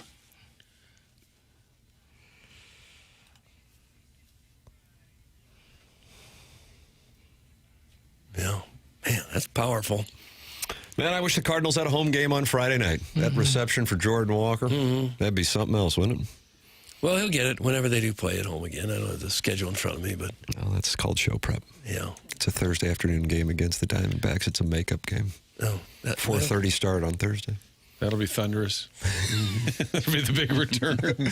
They fly back from L.A., Anaheim, after going to, Arizona and the Angels. And they got their off day. They got to come in for the 4:30 start. That did not delight the Diamondbacks closer. The hell's the name of that guy? Paul Sewald. Yeah, he was unhappy as a hornet. Thanks, Cardinals. We asked about moving the game up. Yeah, so now they got to come back for the 4:30 game. That will be the Jordan Walker return. I'm going to take the under on the time of that game. I don't know if it's been set yet. That's a nice play. I'll take the under. I like where you're thinking. Quite a bit. Nice, efficient ball game. Maybe they'll leave the plane running. Has the Will Ferrell show, it has not come out yet, right? This thing that he's So I pimping enjoyed hard. the Owen Wilson show and watched that. Was that Stick? Stick. Did you watch that, Papers? Mm-hmm. This is Hawk? Yeah, but it's with Luke Wilson. So the Wilson brothers have both gotten into Netflix golf shows. Sticks on Apple. Family Sticks deal. on Apple. That's And this is Will Ferrell as the world's greatest golfer. Is that the I think he's an old-timer coming back out of retirement type thing. Yeah, it's a live parody kind of thing. It looks just awful. Really? Oh, no. Yeah. Has he swung and missed like that before? Will Ferrell, for sure. Well, give me some examples, movie boy. You ever see the House Party with him and Amy Poehler? Is that what it was called? No, House Party was with Kid and Play. Yeah, but there was a different one. Some house something. No good. House something. Save your words. I'll look it up. No, he's had some swings and misses, but his hits are, he's maybe the funniest person of the 21st century, so you overlook the misses. But of late, he hasn't had much. He's been a bigger producer. Hell, he produced Succession, and so, that's a nice little feather in his cap. Mm-hmm. And he worked with Adam McKay for so long, so like Big Short and Vice and that stuff. But, yeah, he hasn't acted a ton recently. And what he has done has kind of been underwhelming. Esquire ranked Will Ferrell's movies from worst to best. It starts with number 39, Daddy's Home 2. Yeah, those were rough. Those were rough. The Ladies' Man. Are these ones that you've seen? I've seen some of them. What do they have as the best? Probably I got to keep scrolling here. I was enjoying some of the worst. Half hour. Zoolander 2, which I didn't realize happened. Not good. Bewitched. Get Hard. That's when he was in Born. Winter Passing. Don't remember that. There's some they just look awful. Can you review them just by a picture? Papers sometimes. They didn't like Starsky and Hutch, according to the ranking. Now we're getting better, though, because you're getting into the top. This is according to Esquire magazine. Tim, you asked for the top 10. Yep. Step Brothers 10. Yeah. Old School 9. Wow, I would have thought those are higher, but maybe you're going to give me some better ones here. You may not like this list now. The Other Guys, 8. Incredible. I like The Other Guys. Everything So Must good. Go, 7. Yeah. Zoolander, 6. Talladega Nights, 5. Okay. The Lego Movie 4. Hell out of here. Sorry. Elf. Overrated. Stranger Than Fiction. Also overrated. Anchorman. My favorite. Yeah. Ron Burgundy. I don't get Elf either, and it's kind of become a classic. I don't you think see it everywhere. When I think he's so much Christmas rolls better around. than that. I think that is like, it's the same thing I have with like Adam Sandler movies. Like I don't like the what's the one, the Billy Madison stuff where he was actually just like really dumb. Like I don't like that Sandler. I like when he's like more angry and aggro. Yeah. That Will Ferrell, like the super goofy, isn't as funny to me as like the Ron Burgundy or like or Talladega Nights. I think the other guys is incredible. That might be his. I love the other guys. I don't think I've ever seen that. Oh, it's a good Him one. and Mark Wahlberg. Yeah. Michael Keaton's How super long ago funny. that came out? Mendez. 2010. Gosh. Jordan Walker. They're kind of celebrating him in Philadelphia. That's why I wonder if there's a chance I know. tonight I that do kind of too. like It's as like, an okay, you came in appreciation here of- and you did what you did. It wasn't a fluke. You're new on the scene. You came in here. 97.5 The Fanatic, quoting Walker, and they sent this out. And I thought it was Philly's brutal, obviously, but I think it's pretty special because they love their players, and that's what you want from your home crowd. Honestly, I've never heard people cheer so loud for Schwarber and Harper. So they're celebrating Jordan Walker going in there and taking down their guy. Doug, does that remind you of what happened in Rocky IV in any way? Oh, not really. Jeez. Not sure I even saw it. Oh, my God. I was probably in a library somewhere, Tim, doing research. Weren't you in Miami? Yeah, but still my studies still were library. there. How crowded are those Miami libraries, Doug, in the mid-'80s? There has to be one somewhere there. You know, when they cut away to Harper and Schwarber and who else was out there? Christopher Sanchez, Brandon Marsh. There were a bunch of Phillies down on the field. Mm-hmm. And it was all celebration. They almost did the Washington football team Commanders, and then they had another name. Fun Bunch. Remember the Fun Bunch, Doug? Sure. Alvin Garrett, They were all Art Monk. gathered around doing a little celebration, and the party was on. The party was on.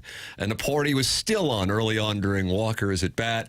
And then all of a sudden it got a little different tone where then they cut away to Schwarber, and he's got this smile on his face, but he's not really moving anymore. Like, oh crap, is he coming? And sure enough, then he did.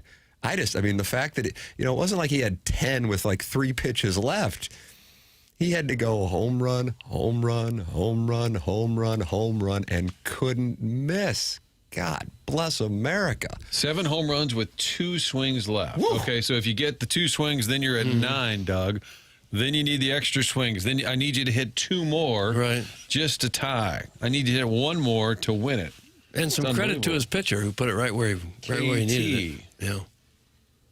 And then taking the pitch because the clock's not hurrying you up, so you can take a pitch. It's a bad pitch. Rest a Don't little bit. No, it was just unbelievable theater. And sometimes these big events, even Super Bowls, just fall flat after some of the hype. But this was, just an exhibition. But, man, it ended up being great TV and just great drama. And for Jordan Walker, just years and years down the road, whatever his Cardinal career looks like, they'll still talk about that moment. It's not a postseason home run, but it's still going to rank up there in terms of, and I mentioned earlier, Cardinal All-Star appearances tend to be kind of insignificant, really having any major moments for a Cardinal player going back. Like Red Shanians did hit a walk-off, Doug. Was that in the 50? One of the 50s. I believe he did, yeah. And Red always said that Stan told him, we're going to miss the train because they were in extra innings at Comiskey. So Red Rodgers hit a home run, then we hit the train. Headed back. But all the Phillies fans under this 97.5 The Fanatic, they have 2 huge sports radio stations in Philadelphia, and they're like, man, how can you not respect this guy? There's just a lot of respect for it because he's complimenting the fans, and he doesn't take any of the booze personally. He can't take the booze personally. Like I said, if the shoe were on the other foot and it were Schwarber against Walker here in St. Louis, it would have been the same deal. People would have been pulling against Schwarber and pulling for Walker. It's not personal. I think, if anything, I bet a healthy percentage of the Phillies fans who showed up there last night didn't really even know much about the guy. And as Jason Stark wrote, He hasn't done anything when he's been there. So why would you know about him? And then he goes in there and does what he does. And also, now I realize Caminero didn't put on a show in the second round, but he had to beat him. He was the favorite going into the semifinals. And then to beat Schwarber, and it's not like Schwarber hit only 5 like Caminero did. Schwarber went off, and Walker chased him down. That's the kind of thing. And then you handle it with the class that he did afterwards. That's the kind of thing that, is the spark that can turn into a firestorm for a guy's popularity and respect, and not doing it with some kind of, flash. Just with confidence and calm in the face of adversity and booze, that's how you gain respect. People respect that stuff. Sports fans respect that, man. The clutch gene. I just assume at the end they're going to hit less. Like early on, they all start crushing it. Contreras hit 13 right away. Yep. Then Walker hit 13. And then he goes 6. Now, granted, he didn't have to finish out that round because he'd already beaten Caminero. But so 13-6, and then he goes 12 in that last round. I wonder how many more he could have hit if he'd had to. It looked like he could have hit however many he needed to hit. And then the parents being there and sharing the moment, getting booed. Again, if he does that, if you win the home run derby against the hometown guy and you were in Toronto or Miami, it just would not have been the same. The Philly backdrop made it even better. And the first Cardinal to ever win. That's hard to believe with the home run hitters that they've had. The McGuires and Albert was runner-up in 2003. Yeah. He and Edmonds were both in it that year. That was at the new Comiskey. But Albert, 4 years ago, and he had said, remember all the love he got at the All-Star game was a special invite by the commissioner that it kind of invigorated him a little bit, just kind of being around the great players. I went back and looked. He put on a show. He just happened to get eliminated. He hit like 15 in the second round and got knocked out, I think by Julio Rodriguez maybe, but he had actually had an incredible first and second round 4 years ago, but did not advance to the finals. You think you could have ever hit one out when you were 25, no. 30 years old? No. Not one? Maybe in Houston? Yeah. Down the line, Crawford boxes. Email in Design Air Heating and Cooling email day will be coming your way in approximately 10 minutes here on the program. VIP Auto Accessories sponsors the drops of the week here on TMA. That is Tommy Cebulka and Brian Gregg, and it's VIPAutoaccessories.com. VIP Auto Accessories makes single source automotive solutions for your business a reality. And this includes the upfits, the graphics, and the ongoing maintenance. So upfit your fleet from floor to ceiling with hard-working accessories and storage solutions such as ladder and headache racks, bulkheads, shelving, drawer units, air compressors, and more. VIP's graphics will help get your business, get recognized, and turn your business into a brand. They have 4 departments all under one roof, all here in St. Louis, and they've been doing it in the St. Louis area since 1979. That is, in addition to the commercial upfits, graphic solutions, hail repair, and touch-up aftermarket. For all your commercial vehicle upfit needs, ask for Tommy Cebulka, and for all your aftermarket vehicle accessory needs, ask for Brian Gregg and tell him TMA sent you, VIPAutoaccessories.com. It's the Morning After, presented to you by Brown and Crouppen on 101 ESPN from the Stiefel Studios.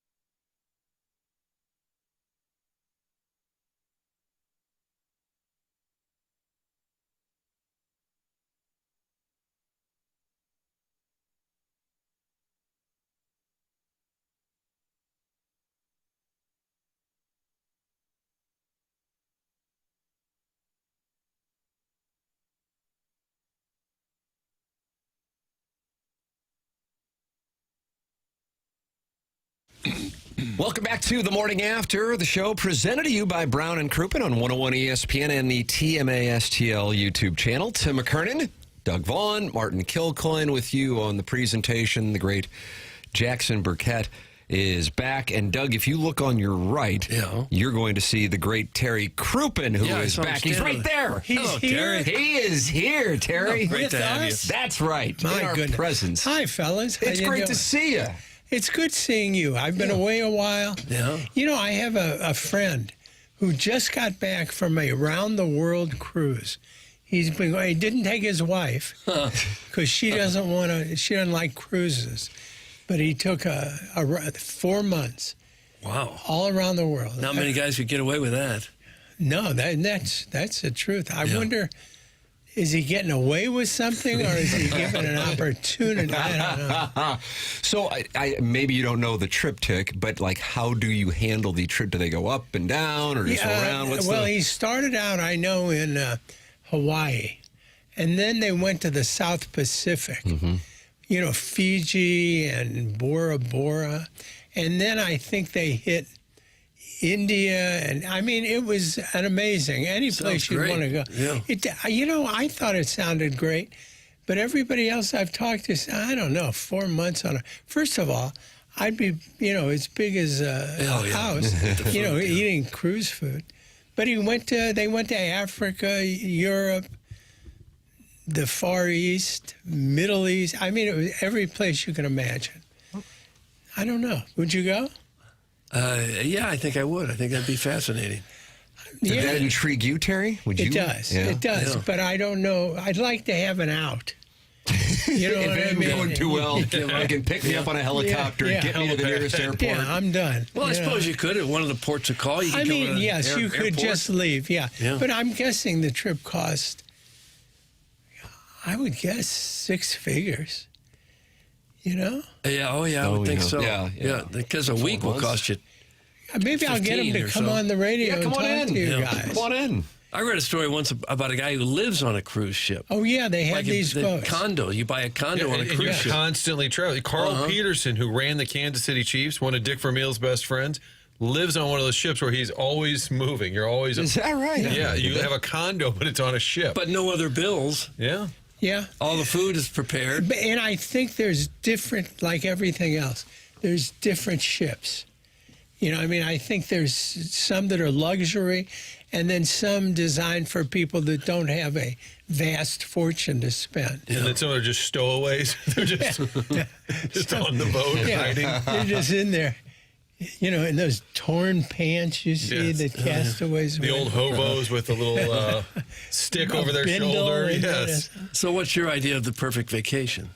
My idea of a perfect vacation. I've had some. I'm trying to think. You know, it's funny. I've been a lot of places, but there are very few places that I came home and said, oh, I want to go right back there. Yeah. You know, I went to Japan, and it was really nice, and I enjoyed it, and a lot of very fine little people. You know what I mean? And they're the most orderly people in the world. Oh, yeah. If there's a line, or you're getting on one of the trains like a subway, they just all stand in a perfect line with perfect spacing. I mean, they're just very orderly people. But I don't want to go back. Well, once you've lived in St. Louis, there's really nowhere else you want to be anywhere in the world. It's, you know what the funny thing is? It's my home. Yeah. And I really, once I get over the shock of driving home from the airport and seeing everything is gray and brown here, and when you're in around the ocean, everything is bright yellow and green and red, and really, we don't have a good color palette here. Oh. So we just need to sprinkle some coastal colors, you're saying. Thank you. Around town. Thank you. Exactly. Freshen it up a little bit. We used to work with a guy, Iggy, who suggested that I remember Iggy. Downtown buildings be painted in pastels to make it feel more like Florida. Why not? I mean, why would you paint a building gray or brown? Yeah. Look at that. There's a gray building there. Nice. If that was, have you gone down Lindell? Yeah. There's a house, a white house, a modern house, and it's got all the various parts of the house. Right by the History Museum? Yeah. that are painted in different bright colors. Like the back of the house is pink, the front's white, there's red. I mean, it's really nice. Kind of a Miami Vice vibe. Exactly. Okay. Yeah. That's 2. You finish every sentence. I need you. What color's your house, Terry? Let's go paint it today. You and me, let's paint it purple.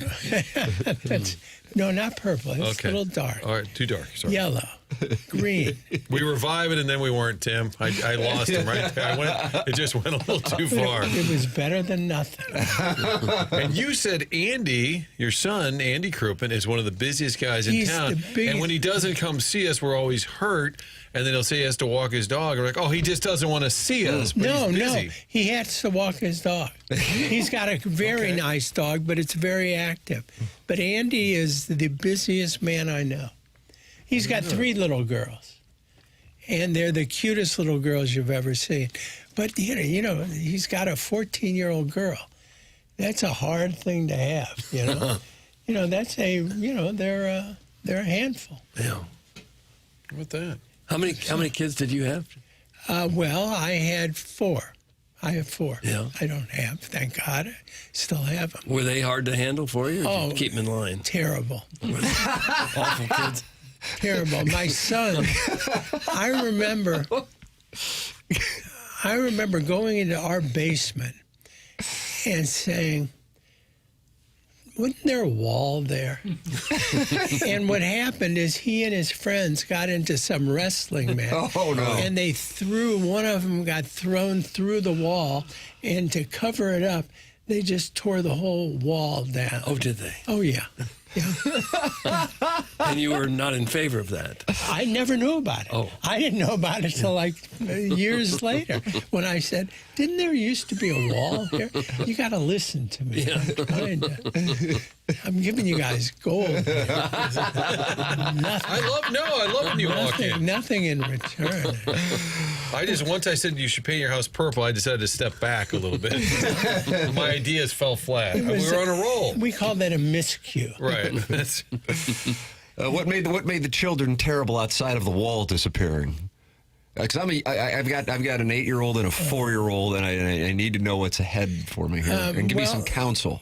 My 2 daughters were good students, and that makes all the difference in the world. I can't tell you how much time that I spent up at that school begging people to forgive my whole family and please give my sons another chance. Andy was not, he just dabbled in sports. So like he was the Clayton High School, at one point, their diver. But Andy didn't know how to dive, and they just had him there because if you had a person compete, you got 1 point or something. So the coach had him just compete just to get the appearance point. I remember he told us doing this. Can openers or something? No. He did a cannonball. Oh, did he? You know, everybody else is doing things. They've worked hard, and he gets up there, and I'm there like, my son is going to be. And I think, is a cannonball an actual dive? And he got his 1 point. He enjoyed the hell out of it. They just couldn't have a vacant spot. They just literally needed a warm body. He was the lowest level of a high school athlete, and then he played on the football team. He played hockey. He played all kinds. And my son Sam was a real good wrestler. He placed in state. It was. He probably destroyed the wall in the basement. Yeah, he was the biggest challenge, as we like to call it. Yeah, well, and he's doesn't he have a YouTube channel or? Oh yeah, he's got like a 500,000 fans on TikTok. So what's he doing? Secret Service Sam. Secret Service Sam. Yes, he is, and he was following the Diddy trial, wasn't he? Reporting on it. Sadly, yes. Yes. He was in New York covering, and then he worked for LA Magazine, where he became the food critic, and he's a very talented kid. But as you guys know, with being in showbiz, that's a rough life. Yeah. You know. Just look at us. Mm-hmm. Yeah. Look what it's done to us. We're all beaten down. I didn't want to say anything. Okay, you were thinking it. But as I walked in, there's just the stink of failure. Oh, that could be a promo. Just kidding. That could be a promo. Just kidding. That could be a promo. What if we threw some pastels on the wall? Would that make us look better? Well, we could brighten it up a little sure bit. Wouldn't hurt me. What you were talking about travel? What's the one country or place you went to that you were so excited it was a letdown? Like you'd read about it, seen pictures, and then you got there and said, Jordan. Okay, the country. In the Middle Jordan. East. Yeah. And Beirut, you were expecting a lot there? No. But Is that Amman? No. Did you see the Indiana Jones movie? Sure. Yeah. The Last Crusade is what you're talking about. Yeah, the one where he goes to the Petra. Yes. In Jordan. That's some ancient society that they don't really know a lot about, but they left these incredible, like you walk in and there's the Treasury building, and it's like 100 feet tall, just carved out of the living. It's the scene from Indiana Jones. Yes, I know exactly what you're talking about. Yeah. And then so my wife and I, we go in there and we walk it. As you go up to it, you walk through a passage through high cliffs on both sides. And when you get there, you see this incredible red stone building, the Treasury building. And as you turn around to look back, you see the Indiana Jones ice cream parlor that they have dug into the living rock. So it's a little touristy at this point, as you're saying? Yeah, it takes something away from it, yeah. And then I took a donkey ride on a very small donkey. So I felt at any moment the donkey and I were going to just fall over. It's stuff. You had him sign a release, though, didn't you, ahead of time? Yeah, in Sanskrit, some language I never. No, but that was a little disappointing. I'll tell you where I wasn't. I went to Africa and we went on safaris and stuff. The game, and that was exciting.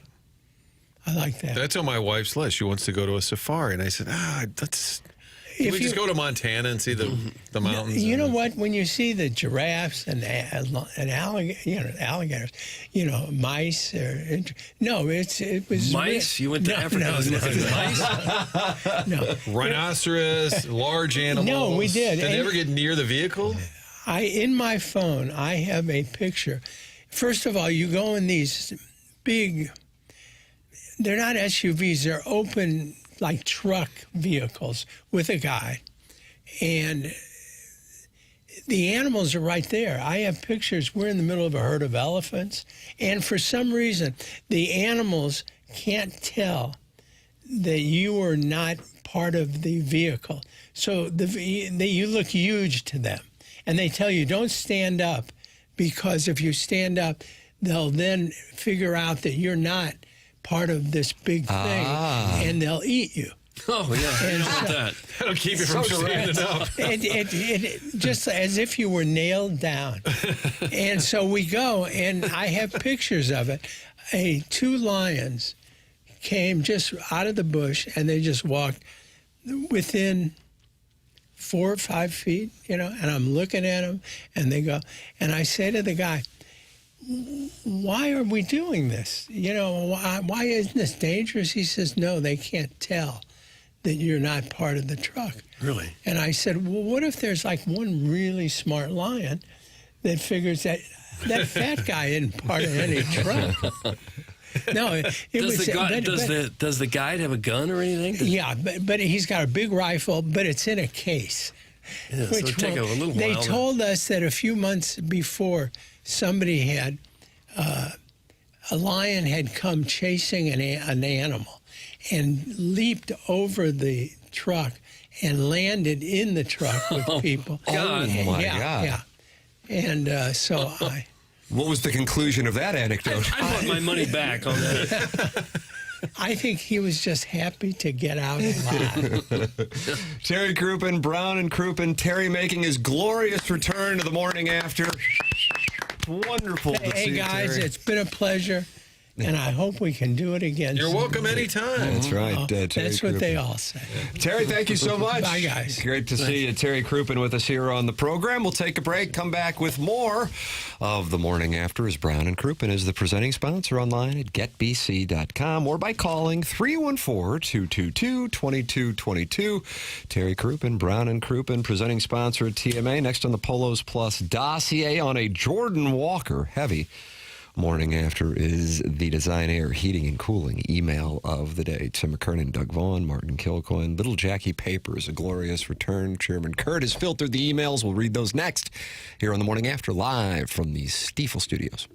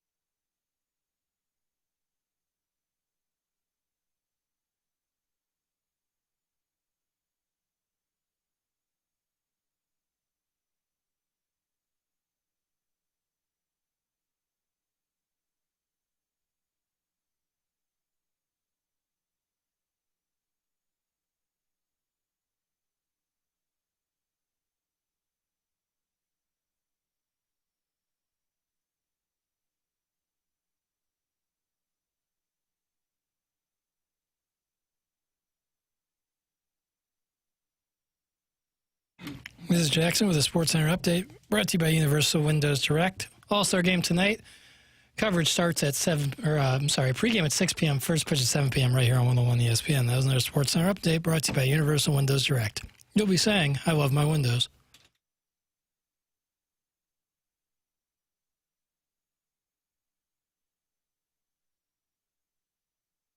It's the Morning After 101 ESPN and the TMA STL YouTube channel. In a normal setting, I would attack Jackie Papers for no return music, and we'd read text attacking him for the next 10 minutes. But this guy's playing hurt today.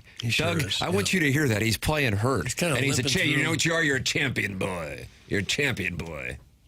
I'm concerned I might have developed an ear infection. Oh, gosh, no. Yeah. You got an ear situation? My left ear hurts so bad. Oh, no. I mean, you just don't need to come in, man. Well, I'm all right. I'll run the board. Yeah, we're not capable of that. But Chairman Kurt will admirably step in.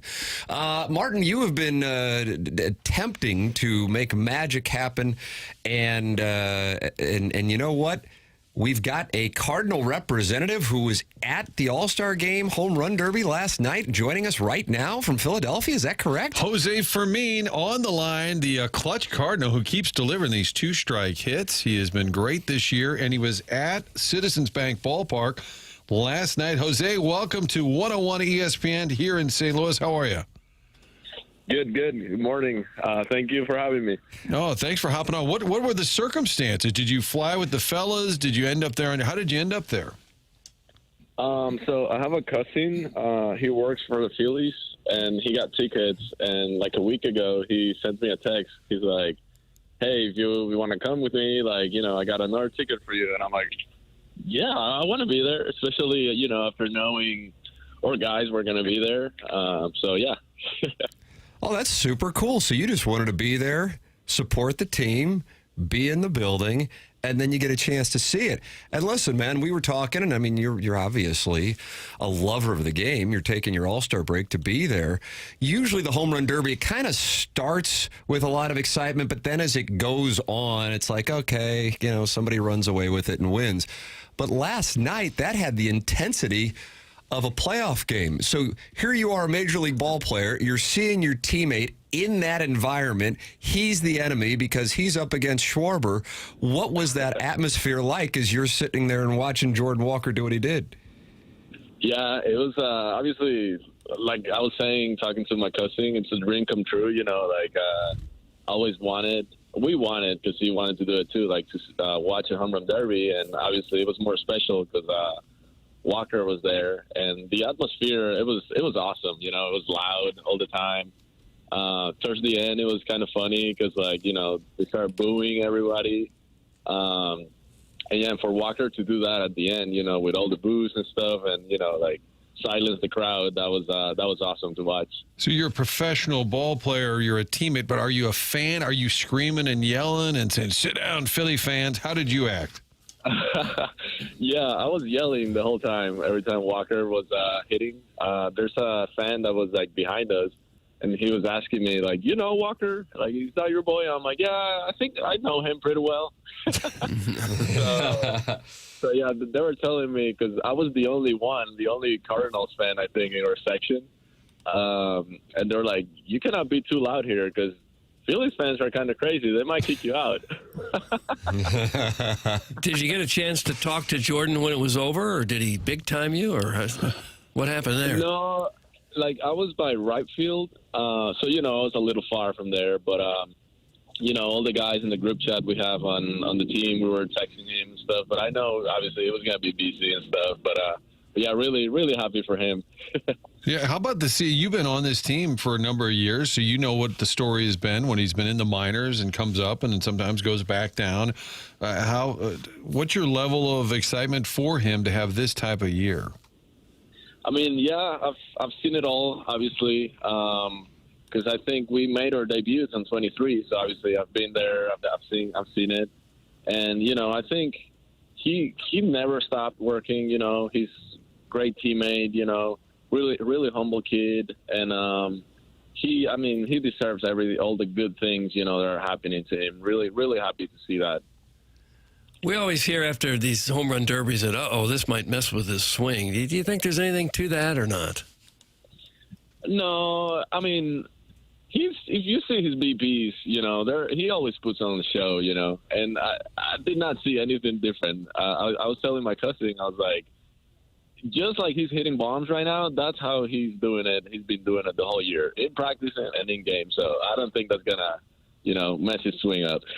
Yeah, it's a smooth swing with just barreling the ball, kind of more on a line drive trajectory. And I know you're up in Philadelphia and hanging out with your cousin, but Kyle Schwarber talked afterwards, number one, tipping his cap to Jordan Walker, but also saying he just noticed he was hitting these line drives and he was hitting these high traj bombs. So Walker's business model was certainly more sustainable with those long drives, and probably, as you said, Jose, not really altering his swing from what he does in batting practice and during the game.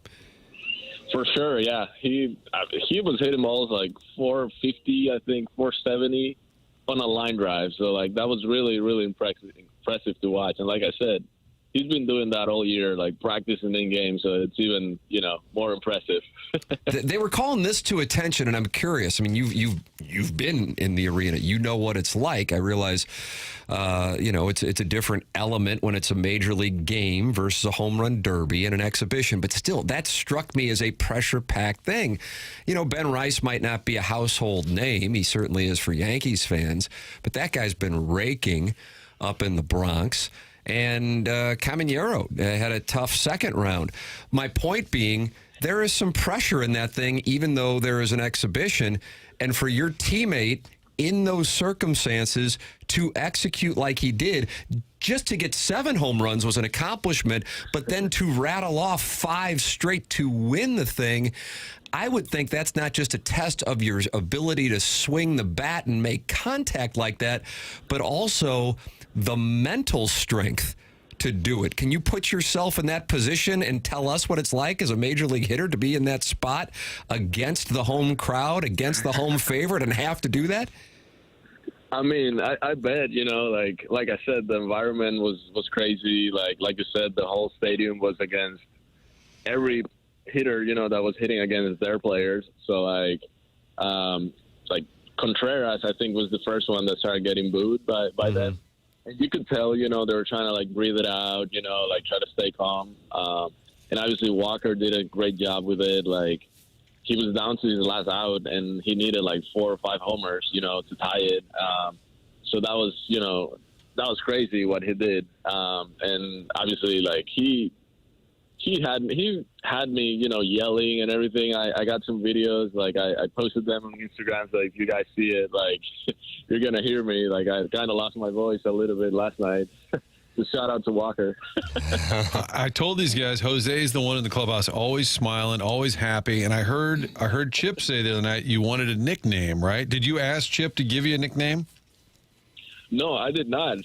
He came out with it. So the Ferminator. Are you okay with Ferminator? I love it. Like that. So I think it was Joey Chiclets, and between that and Ferminator, he did ask me which one I like more, and I told him Ferminator because I got a lot of friends, including my cousin that's in here. The years in the past, they started calling me that, so I was a little familiar with the last name. So yeah, I do like the Ferminator. Ferminator it is. I think you've played 6 positions. Can you catch? Will Ali let you pitch here? And I mean, we've got to check all these. Wait, you didn't know Torres got to pitch. At some point, you could pull a full Jose Oquendo, who at one point, one season, did play all 9. I told them they should have let me catch Torres that day, so I could check that box too. And you've hit 4 home runs yourself. How do you think you would have done in a home run derby like that last night? I mean, I don't know if 4 homers would make it to the All-Star game. So well, maybe. Now, will you go to? Were you going to go tonight? Yeah, I'll be at the game today too. So how about that? Really excited. I guess a big league ball player having a nice season and a super fan as well. Jose Fermin live from Philly. How about just this team? You've been here the last couple of years and it's been a little rough at the ballpark and it's been kind of tough. How much fun has this been? It's been a lot of fun this year. Obviously winning is always fun. The group of guys that we have, we're so close. We like to be around each other. And yeah, we're playing really, really good baseball, really exciting baseball. So hopefully, the second half we can keep it going. One of our listeners, Steve, who used to live in One Cardinal Way, said, I was neighbors a couple of years ago with Jose. He is a snazzy dresser. So you're getting a shout out for your fashion. Thank you. I try. Jose Fermin with us live from Philadelphia. He was in the stands last night watching his teammate Jordan Walker become the talk of the baseball world with shocking and silencing the Citizen Bank crowd last night to take home the 2026 Home Run Derby crowd. Jose, thanks for calling in, man, and thanks for giving us your perspective as a teammate and somebody right there with your guys in Philadelphia. Really appreciate it, and enjoy the game tonight and enjoy your All-Star break. It's my pleasure, man. Thank you. Have a great day. You too. That's Jose Fermin with us live from Philadelphia. He was there. How about that? Taking the All-Star break to go up, and he wanted to be there. Yeah, most guys go on vacation for 3 or 4 days. He's going to more games. That's right. I love that. Just hanging with his cousin, sitting in the stands. I love the fact the guy behind him. Oh, do you know Walker? Yeah, kind of. A little bit. Guys, Fermin sounds like an awesome teammate. I am loving this call. That is from the 618. But Big Tough says Iggy is not happy with this interview in the YouTube chat. Oh, what's no. What's the problem? Iggy. Yes, go ahead, Sherman. Iggy was not happy with Jose's chuckling and kind of overall positive demeanor. Yeah, I could see where that would bug him. He is the happiest guy in the club. He's always smiling, always pleasant, super polite. I can see why Iggy would be sideways with him. I can just see it. You didn't happen to ask him for an autographed bat, did you, Mark? That'll be next from Iggs. Oh, maybe we can get Walker to sign something, like a hotel napkin or something. It's for charity. Email in the morning after at InsideSTL.com. We have the Design, Air, Heating, and Cooling email today coming up next here on the program. And we welcome you to participate. Doug, you know something about Mark Milton, don't you? Well, I sure do. Mark Milton is the tax accountant to the stars, really, in St. Louis, or to the people that are having any kind of problems with their taxes, and that's quite a few people, actually. He said you'd be pretty surprised how many people run into tax problems because they didn't pay quarterly or they just decided not to file at all for whatever reason, and then the IRS comes knocking and you've got some big problems with tax liens or bank levies, wage garnishments possibly, or even a criminal investigation, and things get really nasty, but that's where Mark Milton steps in. He'll take care of you. Started his legal career with the Department of Justice Tax Division in Washington, D.C., where he represented the IRS in tax cases around the country and received the DOJ's Outstanding Trial Attorney Award. This is one of the best in the country at what he does. Mark now helps individuals and small businesses right here in St. Louis solve their tax problems. If you have any kind of IRS issue at all that's bothering you, contact Mark Milton at stltaxlawyer.com today, and you'll be saying, no, I am not guilty. I am with Milty. Remember, the choice of a lawyer is an important decision and should not be based solely on advertisements. Design, Air, Heating, and Cooling email today next here on TMA 101 ESPN.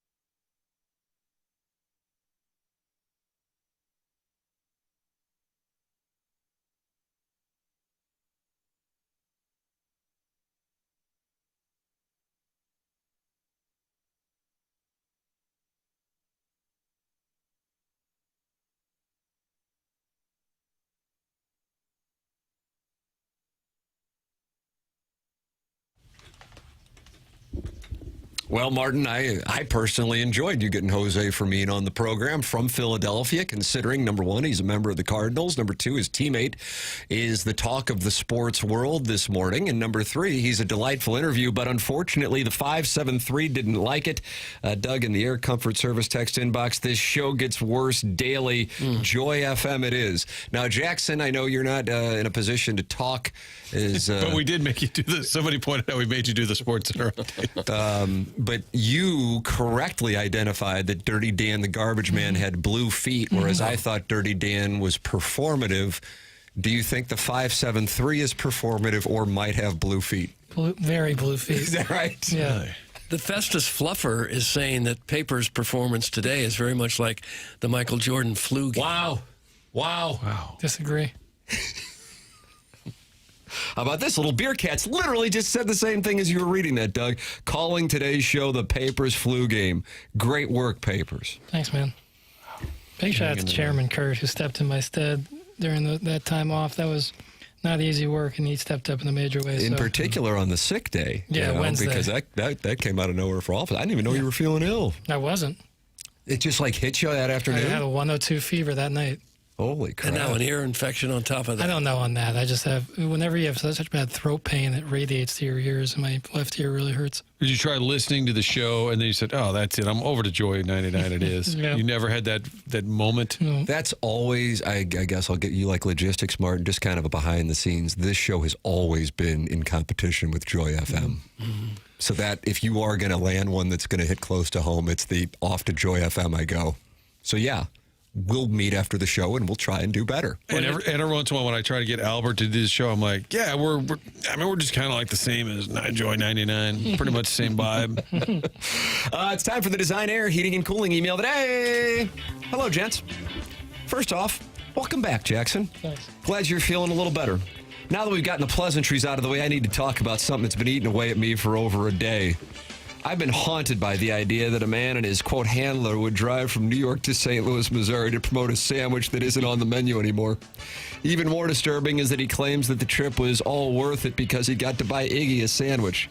Yes, the same Iggy that sabotaged the entire press tour by choosing the subway that was closest to his house, not one that would have been perhaps more than 0 people in it. Of course, Iggy's only regret about the entire situation was that he didn't let Big Mike purchase him a larger sandwich. Anyway, stay tuned. I'm going to start my own press tour where I go to White Castles around the country and tell tales about how I've almost crapped myself at each one. Iggy, keep your phone on you so I can make sure to show up at the most vacant locations. Toodles, that's from Bobby Greenbacks. Quick question. Yep. Bobby Greenbacks. Yeah, you weren't around for this. This has been quite a little development on After the Morning After. I heard about it. Is the subway they went to the one on Kings Highway that's like tucked behind the car wash? That's correct. Yeah. I mean, you have to know that one's there. Like, it doesn't jump out at you. And that's kind of the, what's the Tampa Bay Rays home? What's their home? Oh, sure. Yeah. The Tropicana Dome. It's like in an alley. So would you say that subway is the Tropicana Dome of subways? Yeah, it's literally behind the car wash. Yeah, it didn't. This event, Martin, didn't get a lot of traffic, even though the gentleman drove in from New York for it. It's got to be the smallest subway. 17-hour drive. P.S. Signing towels with your face on it and giving them out to people that have no clue who you are is either the greatest bit of all time or one step past a cry for help. That's from Bobby Greenbacks. Morning, boys. It's good to have Jackson back on the dais, even though he is running on a word limit and is probably stewing on some hot take on the WNBA he can't express. But this email is about counting down the days until Martin retires or gets fired from the Tufox so that he can hang up his yellow jacket, turn down the condescending smarminess, and let his blue feet shine. Once he gets on the level of the great Douglas Elvin Vaughn on not holding back and enjoying retirement, this show will soar for another 25 years, and I am here for it. Anywho, great show as always, and keep it up. We're so proud of you, boys. Adios, amigos. That's from the Heiser House Hooligan. The yellow jacket. Is that like a Hall of Fame jacket? Oh, Is that what he's saying? okay. And then you can really let loose. Yeah. Like Doug Vaughn, all the potty talk. Who knew all those years? Yep. Sitting next to Julius and Larry, just dying to do potty talk. Dear Dossier, met Big Mike today at Subway, the culinary capital of the Hill, where he was filming content for a sandwich he invented 10 years ago. He's currently driving across the country to talk about the sandwich, but he's very careful not to actually promote it. A lesser marketer might actually create awareness, so this trip is under the guise of a vacation. To further protect against unwanted exposure, he scheduled the shoot for 4 p.m. The strategy was flawless. No customers, no lines, no risk of anyone learning anything about the sandwich. For the next 15 minutes, Big Mike filmed a high school employee making the sandwich according to his specifications. The employee seemed unaware he was participating in the preservation of American culinary history in a 3-part podcast. Anyway, got to run. I just learned there are farms in Jefferson County, and I'm stocking up on cantaloupes. Toodles, that's from the TMA Troubadour. TMA Troubadour. Guys, Iggy insisting he, quote, doesn't book guests lasted about 14 seconds before he tracked down Sandwich Mike like Liam Neeson with a Subway rewards account. This guy's passion project is apparently a Buck Swope-length docuseries about the time he stacks 6 layers of gabagool on a sandwich. Then he goes on a nationwide tour of Blimpies and Subways because, in his words, quote, most of the world hasn't heard this story, end quote. That's true, Mike. And judging by the silence after you explained it, they're making a conscious effort to keep it that way. If the audience was really clamoring for lengthy discussions about sandwich construction, we'd let Colorellen cook for another 20 minutes every morning. That's from Mark over at Mark's Mulch and Bra. This bra's for you. Doug, remember that campaign, This Bra's for You? No. Mark's Bra and Mulch Emporium. Pestalozzi now. It's This Bra's for you. Correct. I think it's quite obvious that someone is being lied to. Jackson was never sick. He's clearly just adding a gravelly effect to garner sympathy and hoodwink the audience. The jig's up, movie boy. That's from the Unknown DJ. Unknown DJ. You doing a little Nina Blackwood homage over there? Early in his career, it had looked like we called him up too early. Maybe put too much pressure on him with lofty expectations. He had all the physical tools, by which I mean that he really filled out those khakis. He was a first-round broadcasting pick, and locally you expected him to immediately become a force. But then the front office asked him to change his announcing style by moving outside the venue for critical moments in the game. The next thing you know, he was sent down to the minors, which was Miami, where their preseason news was mostly barbecues and other media food. But after a couple of years of dedicated work, the nation got to hear him broadcast a boxing match where Sassy Cassie defeated producer Joe, and it was clear that it was his time to shine, and suddenly he couldn't miss. And the rest of his career was magical. We are so fortunate to say that we got to see it happen. That's for Shooter McGavin, the vice president of 19 years of Tim's meticulous meal tracking. So you can ask what he ate on November 22nd, 2011, but you don't get a used hat. Doug, that's from Shooter McGavin. Shooter McGavin. Good morning, good morning, good morning. What a glorious night it was in the city of brotherly love as 18 sent the old horsehide deep into the Philly night. Everybody at the old quarterdeck cashed on jaywalk to win, and now we can walk around all Doug-like with our hybrid butterfly Festus Fats tramp stamp hanging out. But this email is from Martin. Listen up, Kilcoyne. I know Tim was the one that said it yesterday, but I'm holding your ass accountable because Tim is the greatest. How dare you say our Cardinals aren't making the playoffs? You guys all know that Jordan Walker is a texter into this show, and I hope all you were giving him was bulletin board material as opposed to an actual take. When I'm flying back for playoff games in October, and Doug is doing pony tricks in the Costa Rican fashion on that gas-powered Sibian, you're going to owe me one of those $15 Bud Selects they sell at Busch. I'll take that or a popsicle stick signed by Rick Ankiel, Jim Hart, Dan Durdorf, and Bob Forsch. Either will do, but you have to pick one. It's for charity, jackass. Screw Chuck Todd. Paper sounds like death. And Doug, you need to close the garage door while using said Sibian. The HOA is complaining. Thanks, Jugs in D.C. Gosh. Jugs in D.C. And finally, hey, Marty, want to send me Jose Fermin a text and see if he could get a Josh Walker autograph for me? They can just ship it back from Philly. It's for charity, so don't worry about those charges. They'll figure it out. Thanks. That's from Ken Iggy Strode doing business as Brian Henshin, Colts reporter. Brian, we do a 3.5-hour show, and almost every text in has to do with Strode. This Fermin guy sounds nice. But he's not even on this show. And the texts are still about him. Maybe Justin Walker give me a bat? Doug, we will vote and we will announce the winner of the Design Air Heating and Cooling email day at approximately 10:55. James Carlton was in studio yesterday. Have you set your home and auto insurance and forgot about it? Maybe you haven't talked to your insurance agent in the last 6 months or longer. Well, that's where James Carlton can help you out, just like he's helped me out. He's helped Jackson out. He's helped out Jamie Rivers. He's helped out BK and Ferrario. He still has the biggest rate decrease in his 18-year career. It's James Carlton. Been a client of his now for 7 years. 314-961-4800 or go online at carltoninsurance.net. If your insurance costs a leg and an arm, call James Carlton, State Farm. And Martin, you'd like to tell us about Michael's Baths and the magic they have performed at your home. Yeah, really unbelievable. The bathroom, kids' bathroom down the hall had just started to get just out of control, old. The walls start to fall apart. It's one of those old shower tubs. We just got to hit the refresh button, and was recommended Michael's Baths. We had them come out. They start putting together a design, and you're like, okay, what's that going to cost? Reasonably priced. I think a lot of folks get scared off a renovation to a bathroom because they think it's going to be incredibly expensive. Well, Michael's is reasonable, but they also do top-flight work. 30 years of experience. That's what Michael's brings to the table. It's michaelsbaths.com. Family-owned and operated. His daughter's the one that's going to answer the phone when you call 636-775-0800.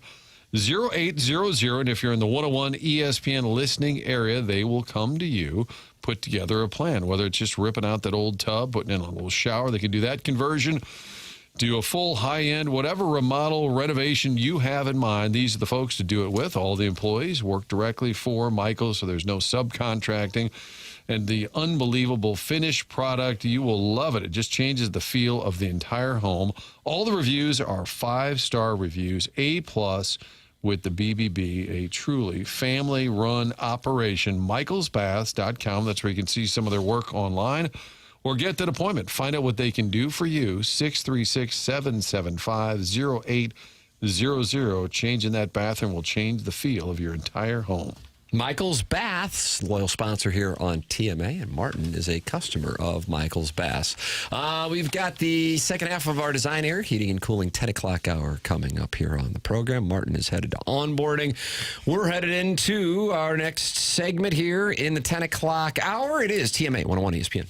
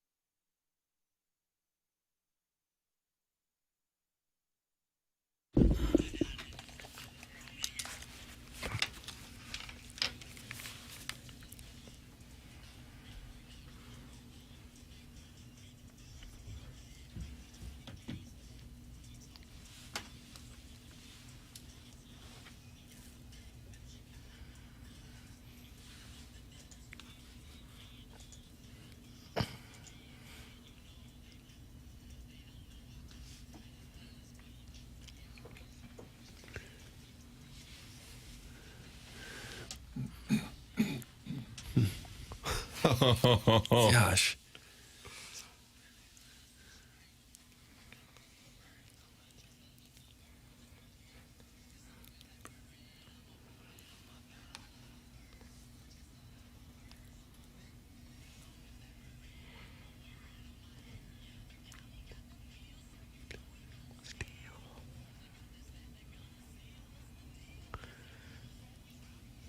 How much do I have to pay to make this stop?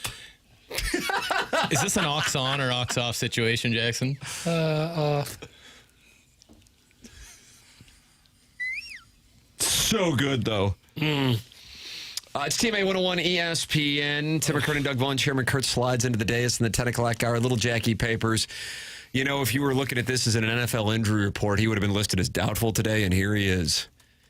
And he's just grinding clips featuring Ferrell and the Neptunes. We're doing all right.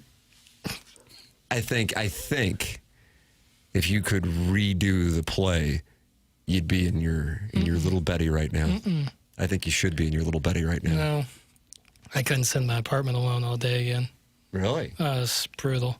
You been playing like college football 27? No, barely even doing that stuff. Just swaying around. Can't stand it. Gotta get out and do something. Take my mind off it a little. My mind's playing tricks on me. Doug, is that Ghetto Boys? I don't know who 91? it is. Mr. Scarface? But it is true. Sometimes, Bill? even when you're sick, if you just get up and get showered and get dressed and walk around, somehow that helps make you feel better sometimes.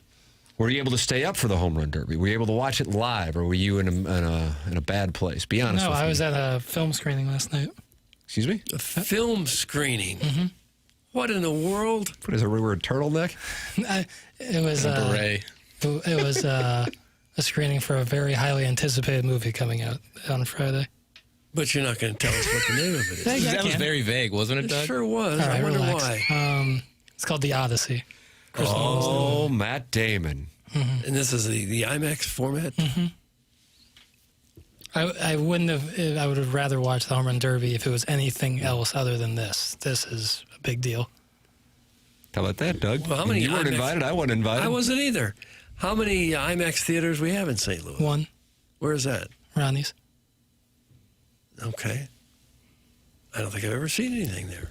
In the IMAX? Somebody that's listening sent me a message, wanted me to pass it along, that it's a home remedy from their Nana to burn a lemon and rub it on your throat every morning. How about that? Burn a lemon? A burnt lemon on your, rub it on your throat? Yep, that's correct. How do you get it back there? Maybe it's on the outside. I don't know. Yeah, that's but I trust Nana's. New England Journal of Medicine. Sounds like I'm trying to conjure something. Good God, you went and saw The Odyssey for 3 hours. Don't call it a screening. That's from Carlos Spicy Is that Wiener. what it was? It was a screening. It was an advanced watched the whole screening. thing. A watching. Too sick to come to work, but could go to a movie, huh? That's from Yasiel the Boy Here it Puig. comes. I was waiting for that. I'm here now. What do you mean? Sharon and Clayton's on your side. Okay. Feel bad for Piddles. Now it's morphing into an earache. Just awful. Poor guy. He sounds so meek and feeble, like an injured little bird with a broken wing. That's from Sharon and Clayton. Was that a Relax. poem? I don't need that backhanded nonsense. I don't think it was backhanded. What do you? She said I sound meek and feeble. Well, You sometimes think that was we do. complimentary? She has other text here saying she feels bad for I you. appreciate that. Wishes you feel better. I appreciate that. What about the comparison to a little bird with a broken wing? Yeah, I don't like that. I'm a man, baby. She probably knew she had to add something like that to get it read. Because if you just call in and say, hey, I'm sorry you're feeling bad, no chance. That's true. That's a good point, Doug. The program today, God, if you would have told me this, God, how in the hell? But it's been Jordan Walker and Home Run Derby centric, and I'm trying to think. I'm going to explore right here. Explore with me. Come, listeners. Come, Deus, explore with me. Last time, now maybe, and by the way, maybe I'm overstating it. Maybe you boys aren't as high on it as I am. The wonderful ladies in our audience, and of course, we have a handful of male listeners as well. We're a sporting event that you were not, like, for example, Game 7 of the Stanley Cup Final. You knew, no matter what, you were either going to experience euphoria or you were going to experience the absolute low of lows as a sports fan that night. But yesterday, I turned that thing on, And I'm thinking, okay, this will be fun to watch with my boys. Whatever. Maybe he'll make it to the second round. He ain't going to win it. Don't really care anyway. And then for it to go the way that it went and to get that kind of pleasant surprise in a day or night of watching sports, that's something that, and again, it's the home run derby. As I'm saying it, I realize it sounds ridiculous, but the pop that it got for people around St. Louis is truly significant. Anything come to mind? Well, I personally don't rate this like the team success, like a Stanley Cup or nobody did in the playoffs. So don't strawman me, ho. No, but is that what you're asking though? I'm talking about like what has given you this kind of, or if you're not experiencing it, I think we would all agree that St. Louis area sports fans this morning and last night are on a high from this. And it wasn't anything 24 hours ago. It wasn't on the radar. It's like, oh, Jordan Walker's in the home run derby. That'll be fun, I guess. I don't know. And then it became a phenomenon. It became both a local phenomenon and a national phenomenon. And of course, it's a home run derby. But like something that just came on quickly that you weren't expecting. And like the Rams drafting Ty Hill.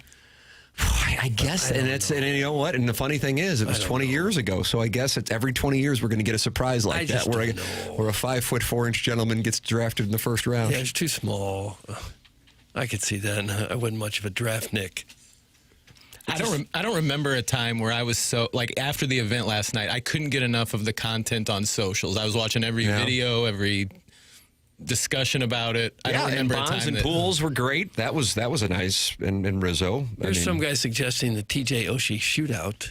Is that the Olympics? That's a nice play. Yeah, that's a nice play. That's a nice play. I mean, it was the U.S. and Russia, so you had that going in, but the fact that it became Oshie and then you couldn't have predicted that. You probably didn't know the rule that he could just keep going and going and going.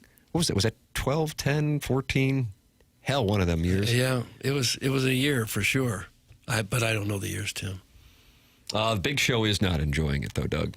Let's see. He has been texting in his anger for a few hours about this topic, and yet is still listening to it. And I kind of like Jordan Walker said, they don't boo nobodies. I want to let him know that his anger actually is a positive for us. Are we still talking about the Derby? Doug, that was at 9:11. Yeah. Are we still talking about it? That's at 9:34. And then at 10:44. This has to be a record, talking about the Derby for 3.5 hours straight. So he's been there every step of the way, listening to it. And bringing me closer to Jupiter, Florida. So we're grateful for that. Thank you to the Big Show. TJ Oshie, that's a nice play. I'm trying to think. Yeah, the Kachucks kind of, flashed there during the Olympics, but not to this extent. Maybe it was to this extent, but it didn't seem to have the same sort of feel. My wife slipped me a finger one time. That was unpredicted and euphoric. So that's from the holy history teacher's husband. But that was for you. I'm talking about something that really got... Okay. I was pretty locked into that finger. Williams' hands were shaking. F the Big Show! Oh. Play the Pools clip. Jackson, you got a request right there. What clip? Doug, he sounds like Jimmy Stewart on the bridge, doesn't he? Your money's not in my house. It's in Bill's house, Fred's house. How about Barry Bonds? We know that clip. Said it was the best home run derby ever. Okay. That'd be a good one. Go ahead. Hit the lever, please, Pale. Go ahead. Hit it now, please. Barry Bonds, legend, 6 derbies. What did you say to me after what you saw from Jordan? I thought that was the greatest home run derby I ever seen. I had to match 3 home runs to get to win 11 home runs. Amazing. What got me was this, Jordan, You were so calm, and you used your hands well. You never cared how far the ball went. You actually used your hands well as a contact hitter and just hit the ball. You were just fluent. And it was probably the most amazing. And for me to say it, brother, I'm going to tell you right now, I've seen a lot of home runs, but to come back from 11 with only 15, we're talking only 15 swings. Brother, you got my you got my trophy too, bro. You got my trophy too, and I'm gonna start getting some gum. He's gonna start getting some gum. All right, a little bit of a media laugh there too. This is a good play here, but it involves golf, and I know that's a problematic topic for portion. Belle Reeve, 2018, had the town buzzing, even though Tiger didn't get it done. That's from the 314. I do think that afternoon, yeah, Jackson, you're nodding because you knew he was in the mix, but the way it went down that was his first, at least in the U.S. He was in the mix in the British Open the month before, but he was in the mix, and he vibed off St. Louis. St. Louis rallied around him. He had that incredible shot right in front of you, right, on number 9? Yeah. And then sank the birdie putt and gave the fist pump on 9. Also a fist pump when he finished it off on 18. That was probably something that when you woke up that day, you didn't expect to be in play. And it happened in a different way than you would have anticipated. Playoff games is a different kind of topic and a different kind of joy. But I'll tell you this, from a just a bigger picture standpoint, we've had a number of people talking about their kids watching it and falling in love last night with it. So you have that element and how it can compound over that child's lifespan as a Cardinal fan, and now living for Jordan Walker at bats. You have that, and then you have the national perspective that here is a guy who goes into that ballpark and goes up against all those Philadelphia fans, perhaps the most famous vocal sports fan base, against their guy, and is down to the proverbial last strike, the last out, and then rattles off all those home runs. That's why you hear a guy like Barry Bonds going, oh my God, that was incredible. I guess if I put can himself on the map. If I can go way, way back to a moment like this, it might be when St. Louis and Leon Spinks beat Muhammad Ali for the heavyweight title. Was that an anticipated fight? I mean, he's going up against Muhammad Ali, but I don't know on the Leon Spinks. Not many people. Because he was supposed to just get pummeled like everybody else. Not a whole lot of people knew who Leon Spinks was until that night. That's going back to 77, 78, something like that. Does it get any more badass? The single greatest hitter and offensive baseball player ever saying, "You now got my attention." That's from Hard Bodied. Yeah. Guys, I don't even like golf, and Tiger had me watching that day. That's from Randy Character, not Randy Carricker. Different guy? Randy Carricker. Different fellow. Okay. One-of-a-kind night for St. Louis sports. This is the kind of thing that builds a future fan base. I'm 49, and I felt like a kid again watching it. That is from the 636. Guys, is Jordan Walker the lowest paid player to ever win the home run derby? It's from Tomahawk Tim. I don't know on that. Well, if you go way back, I don't know when this started, like in the early 90s, 80s, there might have been some players that weren't yet making the $15 million a year. Do you remember when Ruben Sierra won it? Not really. Nice show prep. Okay, sorry. You need a hearing aid. I would guess it's probably the first time that somebody made more money by about 30% than 20% than they will for the whole season by swinging the bat a few dozen times. So that's what Jordan Walker did last night, making $1 million by winning, and he's making $799,000 in salary this year. All right, we'll take one final break. It's TMA 101 ESPN.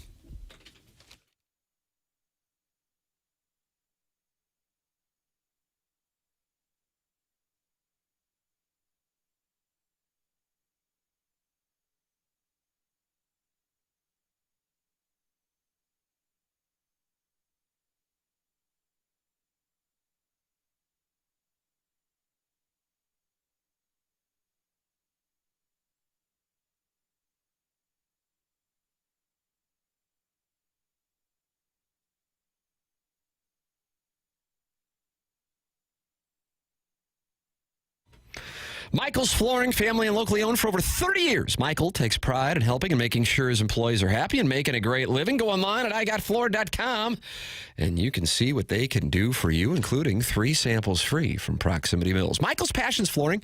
When you order from him, he wants you to have the best experience for the best price. That's why he's making sure he gets the best installers and giving them $7 a square yard, which is incredible compensation in this industry. They have it all. Carpet's awesome, and it's back. They have so many varieties of all flooring. And they have 3 easy-to-get-to locations in St. Louis. They're in Creve Coeur, they're in Darden Prairie, and they're in St. Peters. Come see why people are loving getting floored by Michael, and make sure you visit igotfloored.com.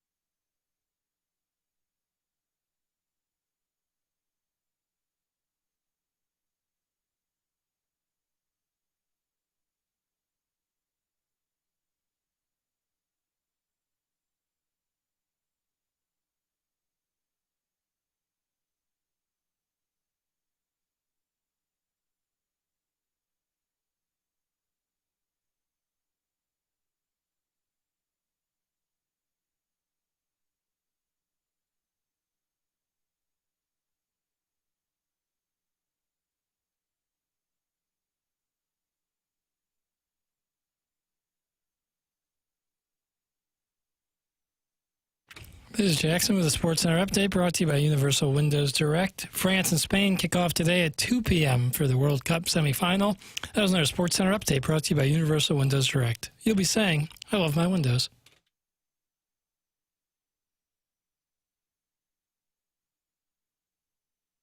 Well, here's what Mentality's learned treating 25,000 men. You can't rely on testosterone alone anymore to run at full capacity.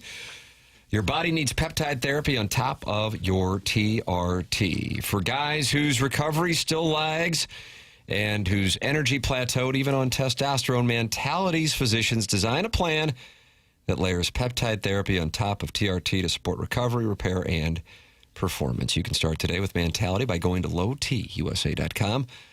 That's lowtusa.com. Testosterone levels the field. Peptides drive your results. Testosterone levels the field. Peptides drive your results. Start today at lowtusa.com. That's lowtusa.com